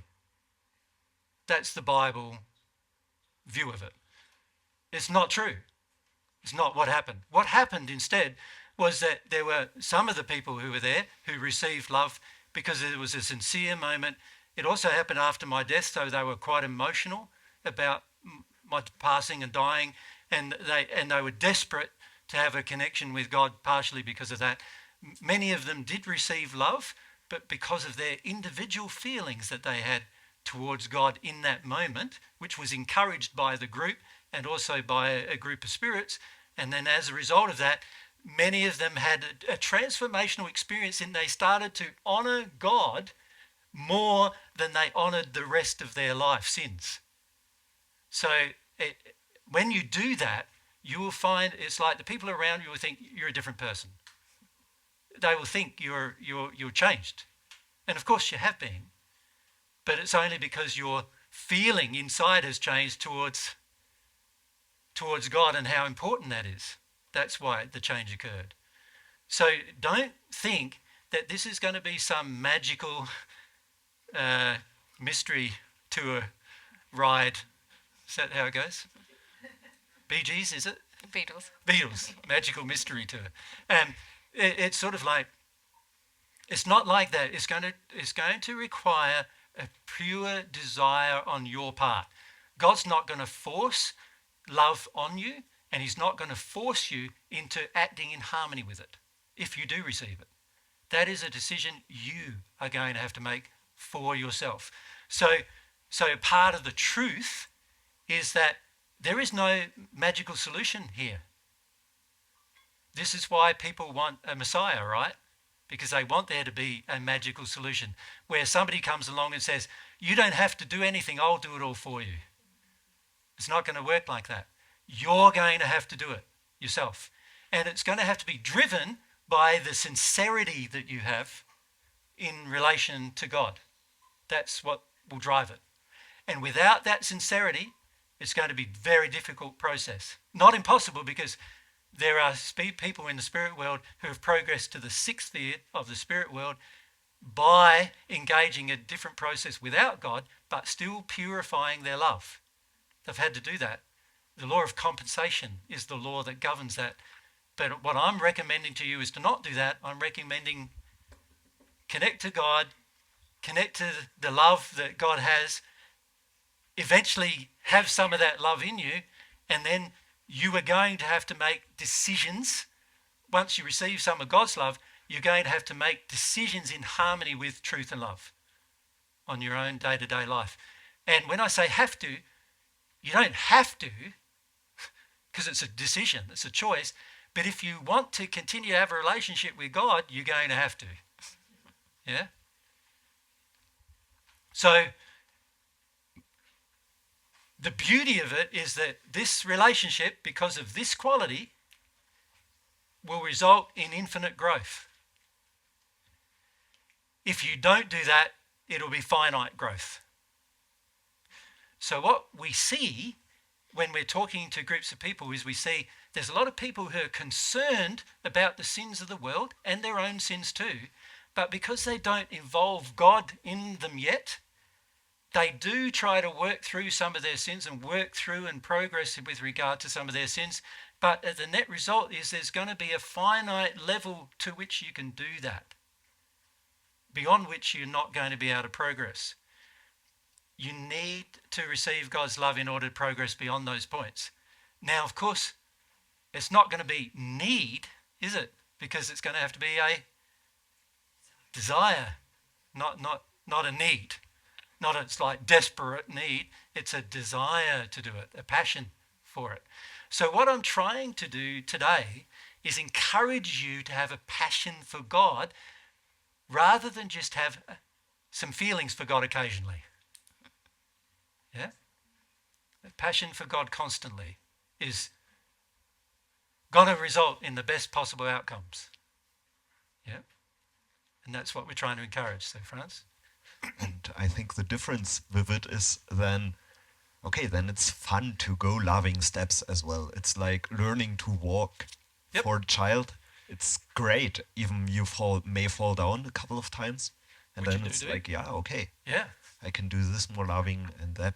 Yeah, so the key is firstly to determine the truth, though, because, you know, we need to first know what is loving. So sometimes when we're coming from a damaged environment, a damaged social environment, a damaged childhood environment, and so forth, we think things are loving that are not, you know, like, so an example of that is the average mother on earth thinks that doing everything for her child is the most loving thing. That's an example of that, right? That is not true, because God doesn't do everything for you. He expects you to learn how to do things for yourself, right? So actually a loving mother or father would educate the child how to do things for themselves. That's what a loving parent would do. So a person who's damaged would go emotionally in some way or other, would go, oh, but I've got to, you know, my child wants to go to you know, sport, and my child wants to go here, and my child wants, I've got to run them all around and run them all, sacrifice myself while I'm doing it. I've got to do everything for them. And, you know, they didn't have what I don't want them to have my life that I had. My life was too hard, too difficult. So I want them to have a smooth life where they don't have to make any decisions and any worries about anything. And while we're doing that, we're educating them to not make their own decisions, not make their own choices, not determine what is loving and what isn't. And so basically we're turning them into dumb adults, is what we're doing, who can't even look after themselves, and who are like 30 getting married and still thinking his wife's got to cook every meal for him as an act of love, right? So you can see that while I bring up my child that way, I've got problems, and those problems I would know about if I had my relationship with God. I would go, oh, look what I'm doing. See, when I was sort of in my younger years, if you want to call them that, my two sons, I've got two sons, and one of those, both of those sons, I thought, I never had anybody buy a car for me. You know, I had to work and work and work before I bought my first car, and it was a dumpy old cruddy thing that broke down half the time, and I had to fix it every time as well, and I am not understanding that I had to learn how to do mechanics. I had to learn, you know, a lot of good things from all of this. So I thought, I'll buy when I have the money, eventually if I work hard enough and everything, and I do developments and I, you know, work really hard, I'll eventually get enough money to buy my son's car each, right? Not a new car, but pretty new car, 2 years old. Now, up until I was about 35, I never had a new car myself, and there I was buying them for my boys who were 18. What was I teaching them? See, I didn't consider what I was teaching them. I just thought, I was just feeling about myself and going, I don't want them to have to do what I did, so I'm going to make it easier for them. Not thinking that I was actually educating them, teaching them. And what was I teaching them? I was teaching them to be dependent. And now when I look at it, there are still some effects. My oldest son now is 40, and my youngest son's 38, and there's still some effects they're living with based on what I taught them. And if I hadn't taught them that, they would be more self-sufficient individuals. So I look at it and I go, wow, like my sin, which was only to avoid my own feelings in the end, that's the only reason why I did it, has now made them more dependent, more unable to create. And I think, now that I think about it, both of them have never, ever had the funds to, or the knowledge to fix a car. Both of them now don't have the knowledge to fix a car. And both of them also now have never, I don't think, ever bought a new one either, or even a fairly new second-hand one. Which by the time you're 40, you would think you probably would have had to do at some point, right? None of them had to do that. Now, I'm not saying you need a car to live, but what I'm saying is I taught them things that caused them to be dependent, and it's been damaging for their life. And if I was connected more to God at the time, I wouldn't have done it. Because I would have seen or foresaw the future results of my decision. And this is the beautiful thing about truth, is that you not only see in the moment what love would dictate, but you also see what it's going to lead to in the longer term future. What I see nowadays is many people bringing up children that are 3 or 4 or 5 years of age, and their future is already determined because of the damage that's been done by the parents. Their future is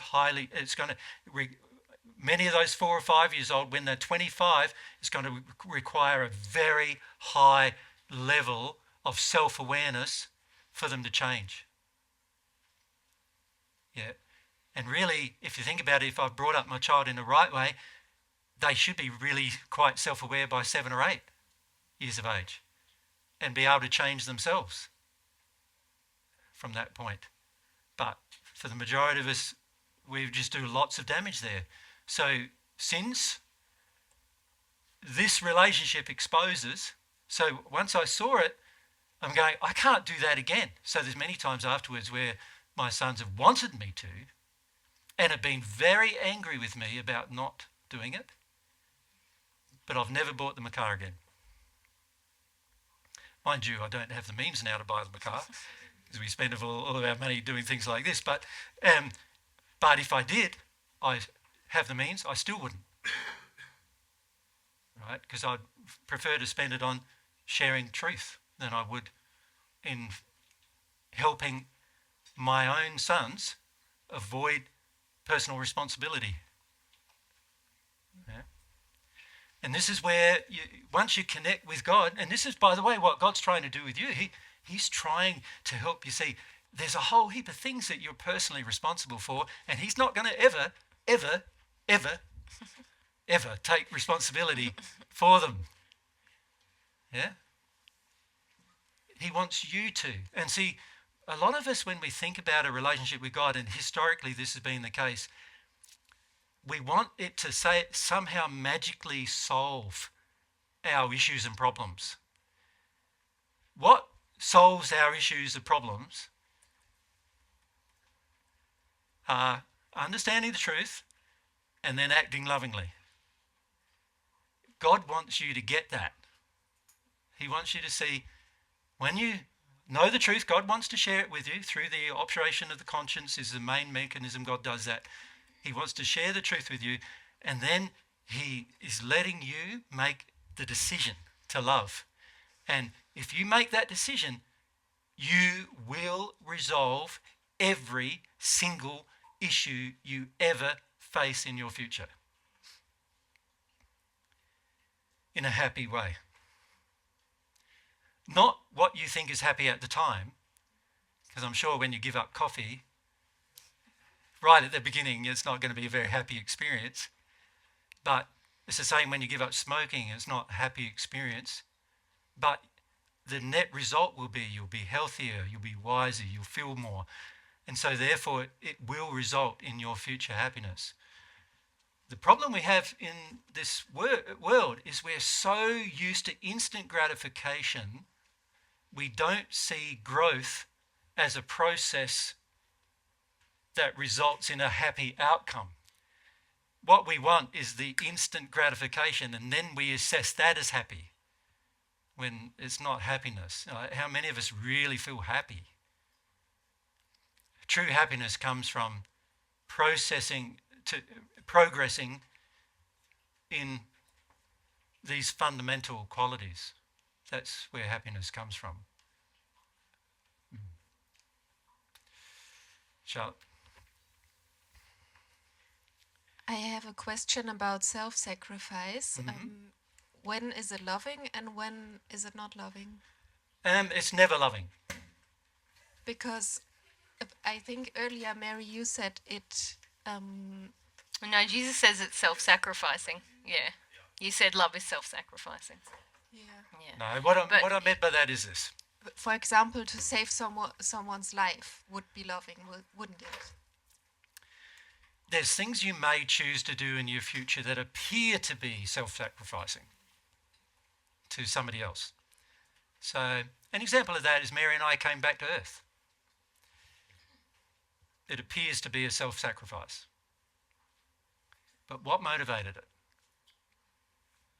How we felt for people on earth. Love is what motivated it. So when love is your motivation, nothing feels like a sacrifice. Nothing. But there are times when to other people it appear like you sacrificed even your life, right, for the sake of theirs. So an example of that is, let's say somebody was torturing me, right, to tell the truth about Mary's whereabouts, and I knew they were going to harm Mary in the process. I wouldn't tell them. Now that might appear like a self-sacrificing act, but actually it's not. It's a loving act. Yep. So there are times when things you do may appear self-sacrificing, but if you've got the feeling that you're self-sacrificing, then it's not loving. Yep. Now I see this a lot with mothers with children and things like that, in families where the family sort of idea is, I've had children now, I've got to sacrifice my life for them. So mothers give up their pursuits, their joys, they love their different work that they enjoy doing and different things they enjoy doing, and they feel like they've got to give it up for the sake of their child. And then what happens, because the self-sacrificing emotion builds, the anger and resentment builds as well. So you end up feeling like, oh God, and this is why for many women in their 40s, they get very angry about even like ovulating is a anger. Stopping ovulation is an anger about having children. It gets so intense where we feel like we've given up so much of our life, we end up in this state where even our body starts responding to the rage we feel. Yeah? And yet, for many women, they're told, unless you're a mother, you haven't learnt anything about life. And, so you get this problem, this additional problem where you got, on one hand, you're being told, as a mother, you've got to sacrifice everything and do everything for your children. And then on the other hand, you're doing, if you don't do that, you're a bad mother. But you don't feel like doing it. So, and anybody in their right mind wouldn't feel like doing it. I'm saying, like, it's a realistic thing to feel like, what if you're having children, it should be a joy, not a sacrifice. Yeah. And what do you think the child feels when it's a sacrifice? Yeah, the child feels like, I'm not even wanted here, really. That's how the child's going to feel. So the whole self-sacrificing ideal is actually very, very damaged in terms of love. There are times when it might look like you're sacrificing self, but if it's driven by love, you won't feel like you're being self-sacrificing. So does that answer your question, Charlotte? Yeah, it's still not clear how an intention can be loving, but it's not involving love of self. Well, if you think about the expression of love, you've got lots of objects that you can love all at the same time, don't you? You can love yourself at the same time as you love your partner, at the same time as you love your child, at the same time as you love God. And these loves are not mutually exclusive. They are all able to be engaged at the same time. So, there are times when you might go, my child is sick. so I'm going to have to stay up with them. Yeah? Now that might appear to the outside as a sacrifice of self, but your love is driving you to stay up with your child while it's sick, to check on it and care for it. So that's not a sacrifice of self. It's a love-driven action. But if you had a feeling that, oh, my child has to go to basketball, netball, some sport, but I don't want to take it, right? Now, you can see love of self now probably should take priority, right? Yeah. Because if I love myself and I won't do for my child something I don't want to do, like caring for the child is something I wanted to do when it was sick, but when it comes to taking the, like, you know, a lot of parents do this every single day, 2 days, 3 days, they go, sport here, sport there, music here. They think it's giving them opportunities, but what it's teaching them is a child can demand anything it wants at any time it wants and get it, right? Which is actually quite damaging. And so you would have to go, hang on a sec, have I got even the energy or the life or to even do this, right? And this is where your love of self, you can't sacrifice your love of child for the sake of yourself. You can love yourself and your child at the same time, but as soon as you sacrifice yourself for the sake of the child, now you're not loving both of you anymore from God's perspective. And it becomes quite clear if you think about the situations you get into. Yeah, and actually, you know, these situations where, say you save someone's life and you die in the process, like all of these loves support each other. So actually it's more a thing that your love within you motivates you in that moment to save the other person. So actually to not act in that moment would be a lack of love of the moral and spiritual development you have at that time. Does that make sense? So it always, the love is motivating it. Whenever there's a feeling of sacrifice, as Jesus said, we know we're not loving, and we need to examine if we're even loving the other people who might be demanding the sacrifice of us. Because in my experience, they all support one another. My love of God, my love of my partner, my love of myself, my love of my children. They're not actually ever going to undermine each other. But in those extreme examples, my feeling is it would be a lack of love, of my own love, if you like, for that person not to act. Yeah. Thank you. Yeah. So again, when we're connected to God, Charlotte, everything becomes quite clear. Like you can actually feel, there I go again, thinking what I'm doing is a sacrifice, and I feel like it's a sacrifice. I shouldn't be doing it. I should be sitting down. Now, if it turns out it's not really a sacrifice and I feel it is, then I need to work through that, don't I? So that I sort myself out. But if it turns out, on the other hand, that not only do I feel it's a sacrifice, but it certainly is one, like where I'm giving beyond my capacity to give and beyond my desire to give to another, then I need to stop that action. You see it a lot with, people looking after sick parents and looking after children. You see it a lot in schools with teachers.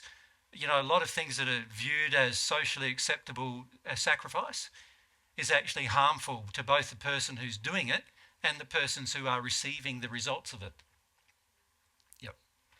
But again, connection with God would... You can tell straight away, like it's instant, I'm out of line here. I can feel myself out of line here, There are times when I sort of have in the past, I've had this feeling like, I want to do something for Mary, but I'm out of line here, trying to do it, I don't, particularly when it comes to saving her from having feelings. That in the past, it's sort of like, I want to try, my injuries from my childhood would save mum from her feelings. And so I took that into relationships, and so trying to save Mary from having her feelings, and I'm going, I'm way out of line here. I've got to zip myself up, put myself in a straitjacket and stop doing that, And once you have a connection with God, you can feel how damaging those actions are to others as well as to yourself. But even to others, because if I save Mary from her feelings, then she's not learning how to have her own feelings.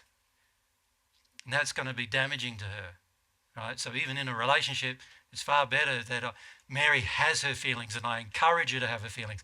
But I've even got to be too careful about that. I don't know how far I go encouraging her. So I want her to have her feelings. I want her to have her feelings, like big cheer squad. And now I'm also doing the wrong thing, because if she needs a cheer squad to have her feelings, she's out of line. She needs to choose to have her feelings without needing a cheer squad, right? So I feel like I want a cheer squad, then there's straight jacket on that one too, and deal with why I feel that unloving thing. Work through that instead. Yeah. Yeah. Yes. Is it possible that there can be a contradiction between like feeling close to God one day and love for God, and then the next, or like even just later that day, just simply like relaxing, you feel like I have a feeling where I need to, like if I stop praying suddenly I feel like maybe my prayer wasn't sincere, and yeah, as you grow towards God, yes, that will certainly be the case, because if you think about your growth, this is really a question about growth. So let's look at the growth.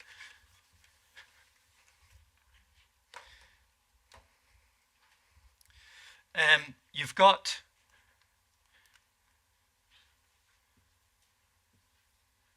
imagine these as spheres of condition, your condition in love, right? So you got 1, 2, 3, 4, 5, 6, 7. At one with God happens then, and then there's other spheres as well. Celestial heavens is where the other spheres are. Now, as you're growing, and this occurs even on earth, the earth is in this condition. This is where the hells are, in the first sphere, right? So that's called, in the spirit world, the hells are in the first sphere. The first sphere is made up of a very large area. The top of the first sphere is like, I suppose you could say it's very similar to what is called Summerland in some spiritual literature. It's where children generally go, the top of the first sphere, so they don't generally experience hell at all. And then underneath that, there's many layers of locations, right down into like the blackest of black, dark, really bad attitude locations, which are called the hells. Now, the earth itself is in that same condition, the first sphere condition. So imagine you're here in this environment, in this first sphere condition, living in this environment. Now, you learn about God, and you learn about having a relationship with God, God's wonderful qualities and nature, and then you start developing a desire. I want to have a relationship with that Creator. I want to have some kind of a relationship if that is possible, right? Now, we're here in this condition because the whole world around us is in the same condition, and we're here in this condition when we begin on earth. And so we're there in this condition that's really quite, there's problems with it. There's a lot of sin being committed. There's attitudes that we have that are out of harmony with love. There's inconsistencies we have inside of us where with some people we act nice and other people we act badly, and there's all these problems we face. And every one of these problems is going to have to be addressed in this process of progressing until we get to the stage where we don't have any of those problems. So you could say this eighth sphere, right, which is called this beginning of the celestial kingdom, there is no sin in that place. None at all. In the seventh sphere, the major sins still being committed relate to relationship with God. And then in the sixth sphere, anything underneath that, there are a mixture of problems with God and problems with people. Problems with what we do. Now we're starting here. We're not going to get here straight away. So it's possible to feel love for God and then, or like feel like God loves you, but then also later feel like 10 minutes later, God is demanding. yeah, Okay. 10 minutes later going into one of your addictions or your sins and feeling completely different. Definitely. Yep. And that will continue until you get rid of all your sins, right, as you progress. Now, the really good thing about progress is there's a point of no sin, right? But the world doesn't tell you that, and religion doesn't tell you that either. They tell you you are sinners for the rest of your existence. They tell you you were born bad, you be bad all your life, and you will always be bad. Bad people you are. That's what it tells you, right? That's religion encourages that view because it encourages sort of this idea that you can do bad things, but be sorry for them. Here we're saying, no, there's a time when you don't have to do bad things, when you'll no longer be driven to do them at all, right? That's what we call at one with God. You're at one with the way God loves. You're not in the same league as God, but you are in harmony with the way God loves, right? So we call that at one with God. So that no sin is called at one ment. And it's interesting that it got turned into atonement, right? But it's actually at one ment.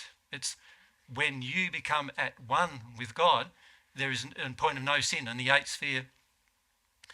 And that's when you're sin-free. So everything you choose to do, by the way, in a place of being no sin, you still have an infinite thing you can choose to do. You got utmost freedom.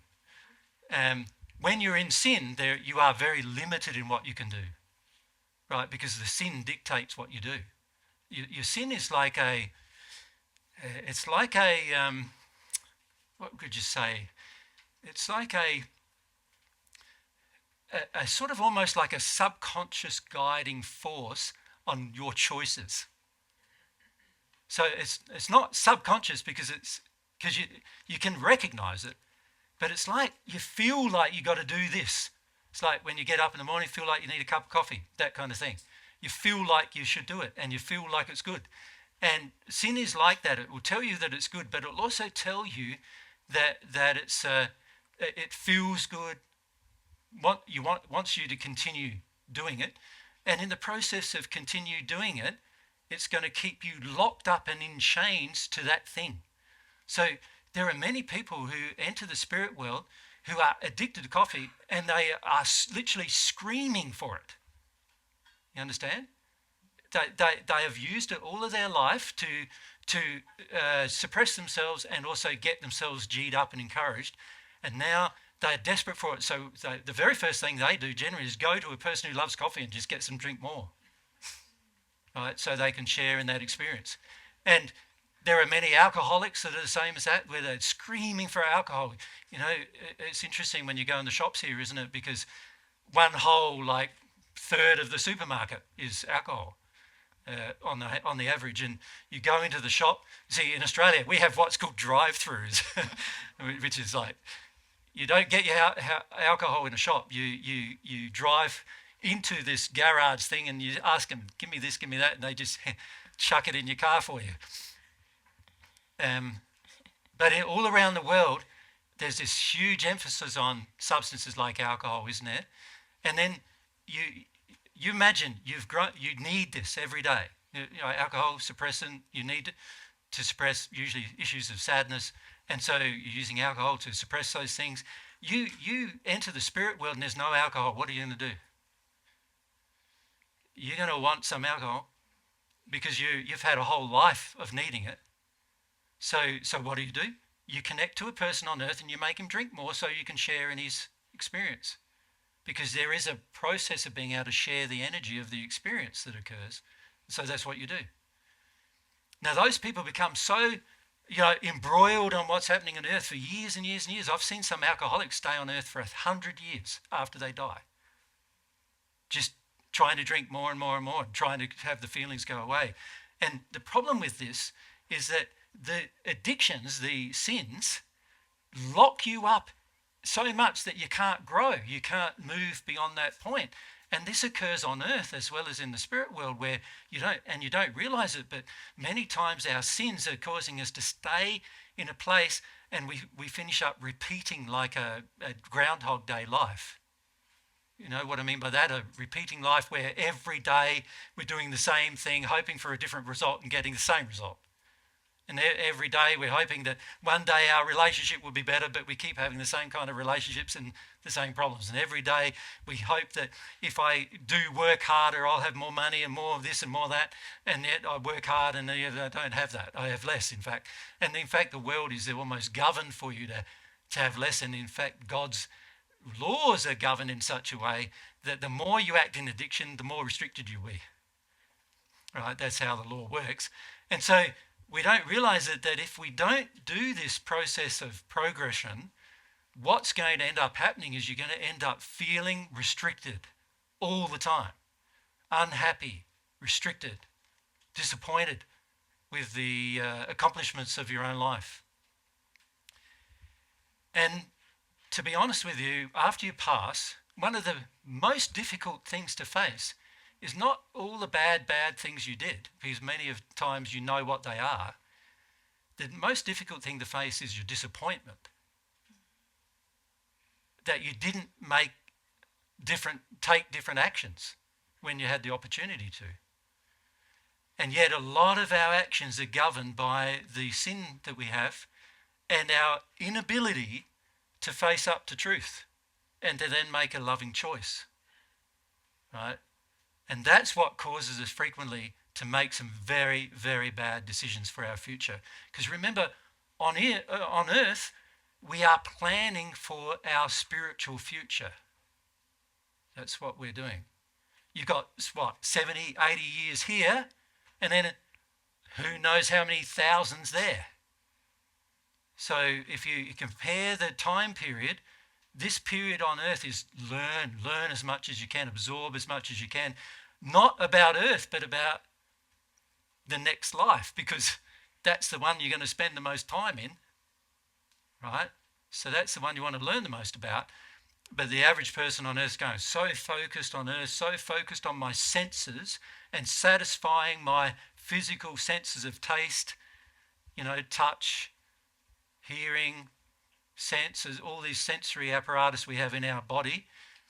We're so focused on satisfying them instantly that in the end we don't plan for our future. Yeah. So the whole goal here with this relationship with God is setting up your future. It's a practical thing to do to set up your future. Yep. You know, all of you who have said so far today that you don't have a lot of faith in God and don't have a lot of faith in the spirit world, well, the instant you pass, you'll have faith in the spirit world. Now, I would like you to have it earlier than that, but trust me, if you don't, you will have as soon as you pass. And then think of what would be your feelings. You go, I could have planned for it, and I know nothing about it. In Australia, I likened it to a group of people like I'm planning a trip. I want to come to Brussels. So what I do is nothing. I don't make any bookings. I don't make any accommodation arrangements. I don't book any flights. I don't take any actions to learn anything about Brussels culture or language or, weather or any of these other things. I do nothing. Am I ever going to get to Brussels? No, I'm not, am I? Or if I get there, how am I going to cope? And if I do accidentally get there, because it won't be from my own effort, then I won't know what to do either. And this is what life is in the spirit world for a lot of us. We haven't done much planning. We're not planning for our transition. You could also call it planning for your death, couldn't you? How often do you think of, it's really fun planning for my death? It's like, somebody tells you to make a will. So like, it's really fun, isn't it? Yeah. Not really. When I pass, will I remember, for instance, the teachings that I've received from you and Mary? Yep. That's going to help. Yes. Yeah. Okay. That's right. It would definitely help. Of course, it'll only help if I felt them. If I just thought about them, there'd be less help, won't they? But if I felt them, there'd be more help. Yep. So obviously, even just hearing something, it changes your life, even if you didn't feel about it. Because down the track, you'll be reminded of what you were told at some point. So having these discussions, even if you don't believe in them, and you walk away and say, I'm never going to see that Jesus character again, because I think he's a bit of a crazy man who believes in God for some reason. And even if that happens, down the track, you'll remember these conversations at some point. So it's good. Yeah. So Mary and I are not invested in you listening to us in this regard. We're just grateful that you could come along and listen. Yeah, because it gives opportunities to share some truths that we know for certain are truths, but which we understand you might not believe are. Right? And so we're happy to share them with you. And who knows in the future, as a result, some of you will feel like, I want to do something about it now. Others of you will go, no, I'm not interested in that, and I want to, I don't even believe it's true, and so you may do something different. But either way, at some point, and particularly after you pass, some of these things will definitely come back and you'll feel them. You'll feel the reality of them. That's the beauty of getting taught truth, even if you don't necessarily accept it at the time. Yeah. All right, well, it's near 4 o'clock and we've only got a few minutes to sort of wrap up our day. And Mary and I have got to make sure we don't go too much past 4 o'clock because we've got another, 5 hours to talk to you tomorrow and then another 5 hours the next day. So what I would like to do is just summarise what we've discussed today and look at where we head a bit with it tomorrow. Should we do that? So what we've tried to do today is we've tried to help you see that God is real. And there's plenty of evidence that God is real. You need to just be open to the possibility that God is real. In fact, the approach I took in the first century was that it was easier to prove the existence of something than it is to prove the non-existence of something. Now that's if you think about it, a primary scientific principle. That it's easier to prove the existence of something than the non-existence of something.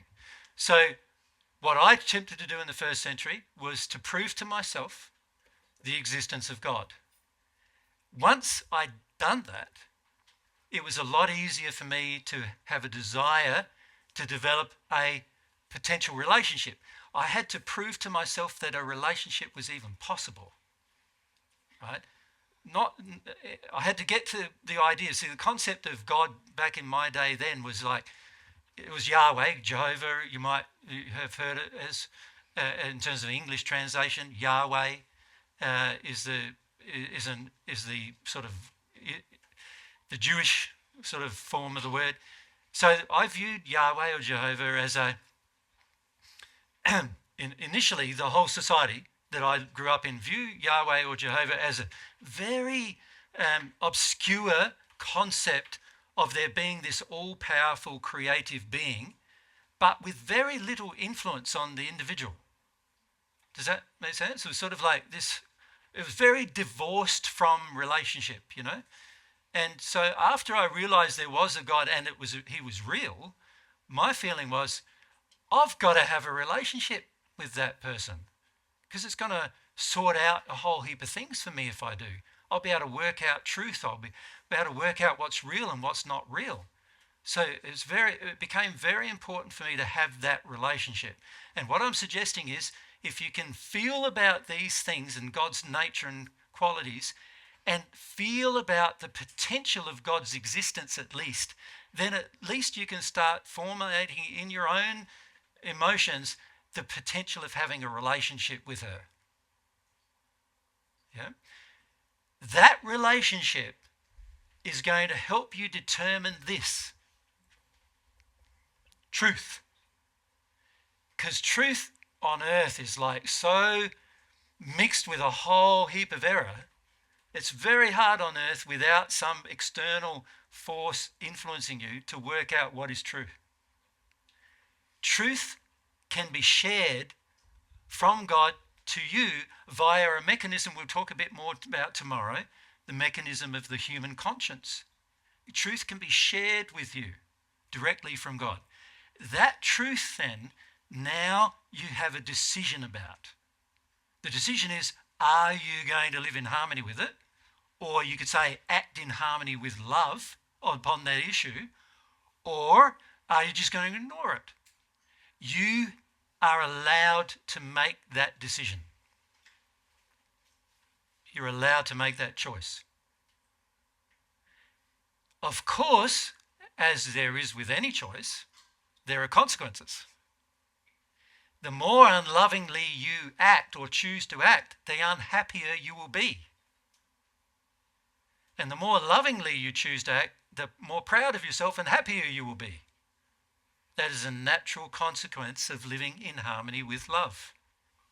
So, what I would like you to think about in preparation for tomorrow's discussion is, in my life, how do I currently determine what is true compared to talking to God about it? What do I currently do to work out what is true? And then when I do know what is right or wrong, do I act lovingly when I do it, when I work it out? Or do I just continue to act in the same way as I used to? Do I change, or do I continue to act in an unloving manner? So, what's going to determine when you hear truth as to whether you act lovingly or not is this very, very important quality: humility. And so tomorrow we need to have a chat about humility and what it means and how it feels like, and how does it feel to actually be humble inside of yourself. Because without that discussion about humility, can you see, you can hear the truth and do nothing about it. Like, you can completely dismiss it, right? But when you're humble, you go, there's the truth, and I need to do something about this truth. Like, I have a personal responsibility to do something about it. Yeah? And once you realize that, then, of course, the need to make loving decisions becomes much greater in your life. Yeah? So the question then becomes, am I humble? Really humble? Can I see truth, and then when I see it, do I act lovingly or do I act in fear? You know, when I see the truth and I see, there's a good thing to do here, do I go and do it, or do I go, no, I won't do that? There are going to be literally thousands of things in your life, if you choose to become at one with God in your future, from where you are now, there's literally going to be thousands of things in your life you're going to have to change.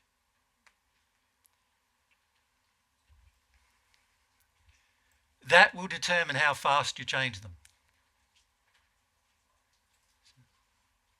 So notice I said how fast you change them, not whether you change them. All of you are going to be forced to change at some point. You know why I know that? Because sooner or later, either all of you will end up here in the sixth sphere of the spirit world, or above here. That's where everybody who's ever lived ends up. You're going to end up there sooner or later, right? How humble you are will determine how quickly you end up there, in one place or the other. It makes sense to you? You're going to end up there sooner or later, no matter what you believe. You can not even believe in God and you'll end up here sooner or later, right? You will end up there for certain. God's designed this universe in such a clever way that sooner or later you're going to want to progress. That's how it works. And you want to be less sinful, more sin-free. That's how it works. So you'll end up here sooner or later, even if no God in your life, you'll end up there sooner or later. And by the way, people there are like extremely happy to compare to anybody who's on earth. So that's where you end up as your minimum. Sooner or later, no matter how long it takes, the question is going to become, how long? Yeah? It's like humility will determine how long. The more humble you are, the shorter time it will be, you'll be happier sooner. The less humble you are, the longer it's going to be, you'll be happier later. It's how much you're going to have to experience in between that's going to determine your happiness. Right? Sooner or later you will be happy, but it's how long you're going to wait for it. That's going to be the determining factor. And that is all about humility. That's what determines that. So we need to talk about humility and how we see the soul. So tomorrow our focus is going to be more about the human soul. What is it? How does it feel? What are the primary qualities and attributes of the soul? How do we have this relationship with God? And many of you asked about how do we do it practically? What does it feel like practically to have these experiences? What is going on? What do I do? How can I get to the stage where my goal is to find out the truth and live in harmony with love on the issue of truth? Where that is my primary focus in my entire life. Knowing that it's going to be to my benefit and to everyone around me, whoever comes in contact with me, their benefit too. That's the thing that we need to focus our attention on. So that's what we'll do tomorrow. That sound all right? Yep? Good. All right, now, some of you would have had questions from today and other things like that. So what we're thinking of doing is that we will probably do this presentation tomorrow about the human soul and those things that I just mentioned. But we'll also want to give you some opportunities to maybe write down some questions or something like that. So maybe if you bring along a notepad where you can write a question, and if you have a question, we can bring it up.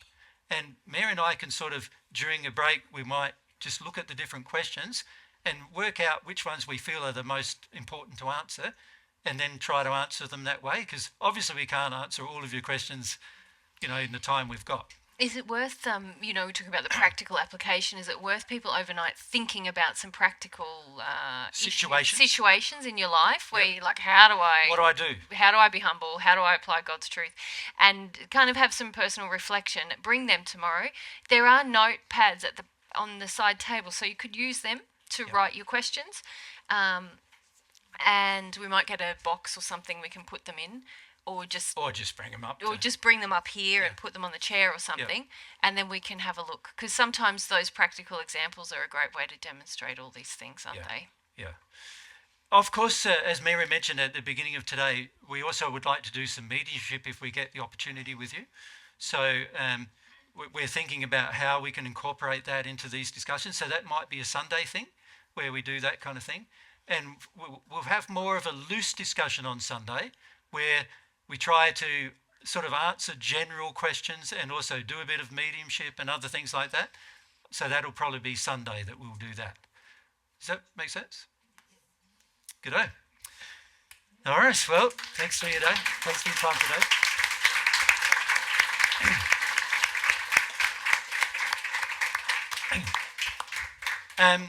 Mary and I understand that committing some of your life to listen to Jesus and Mary is sometimes a difficult thing to choose to do, and so we do appreciate you doing that with your time.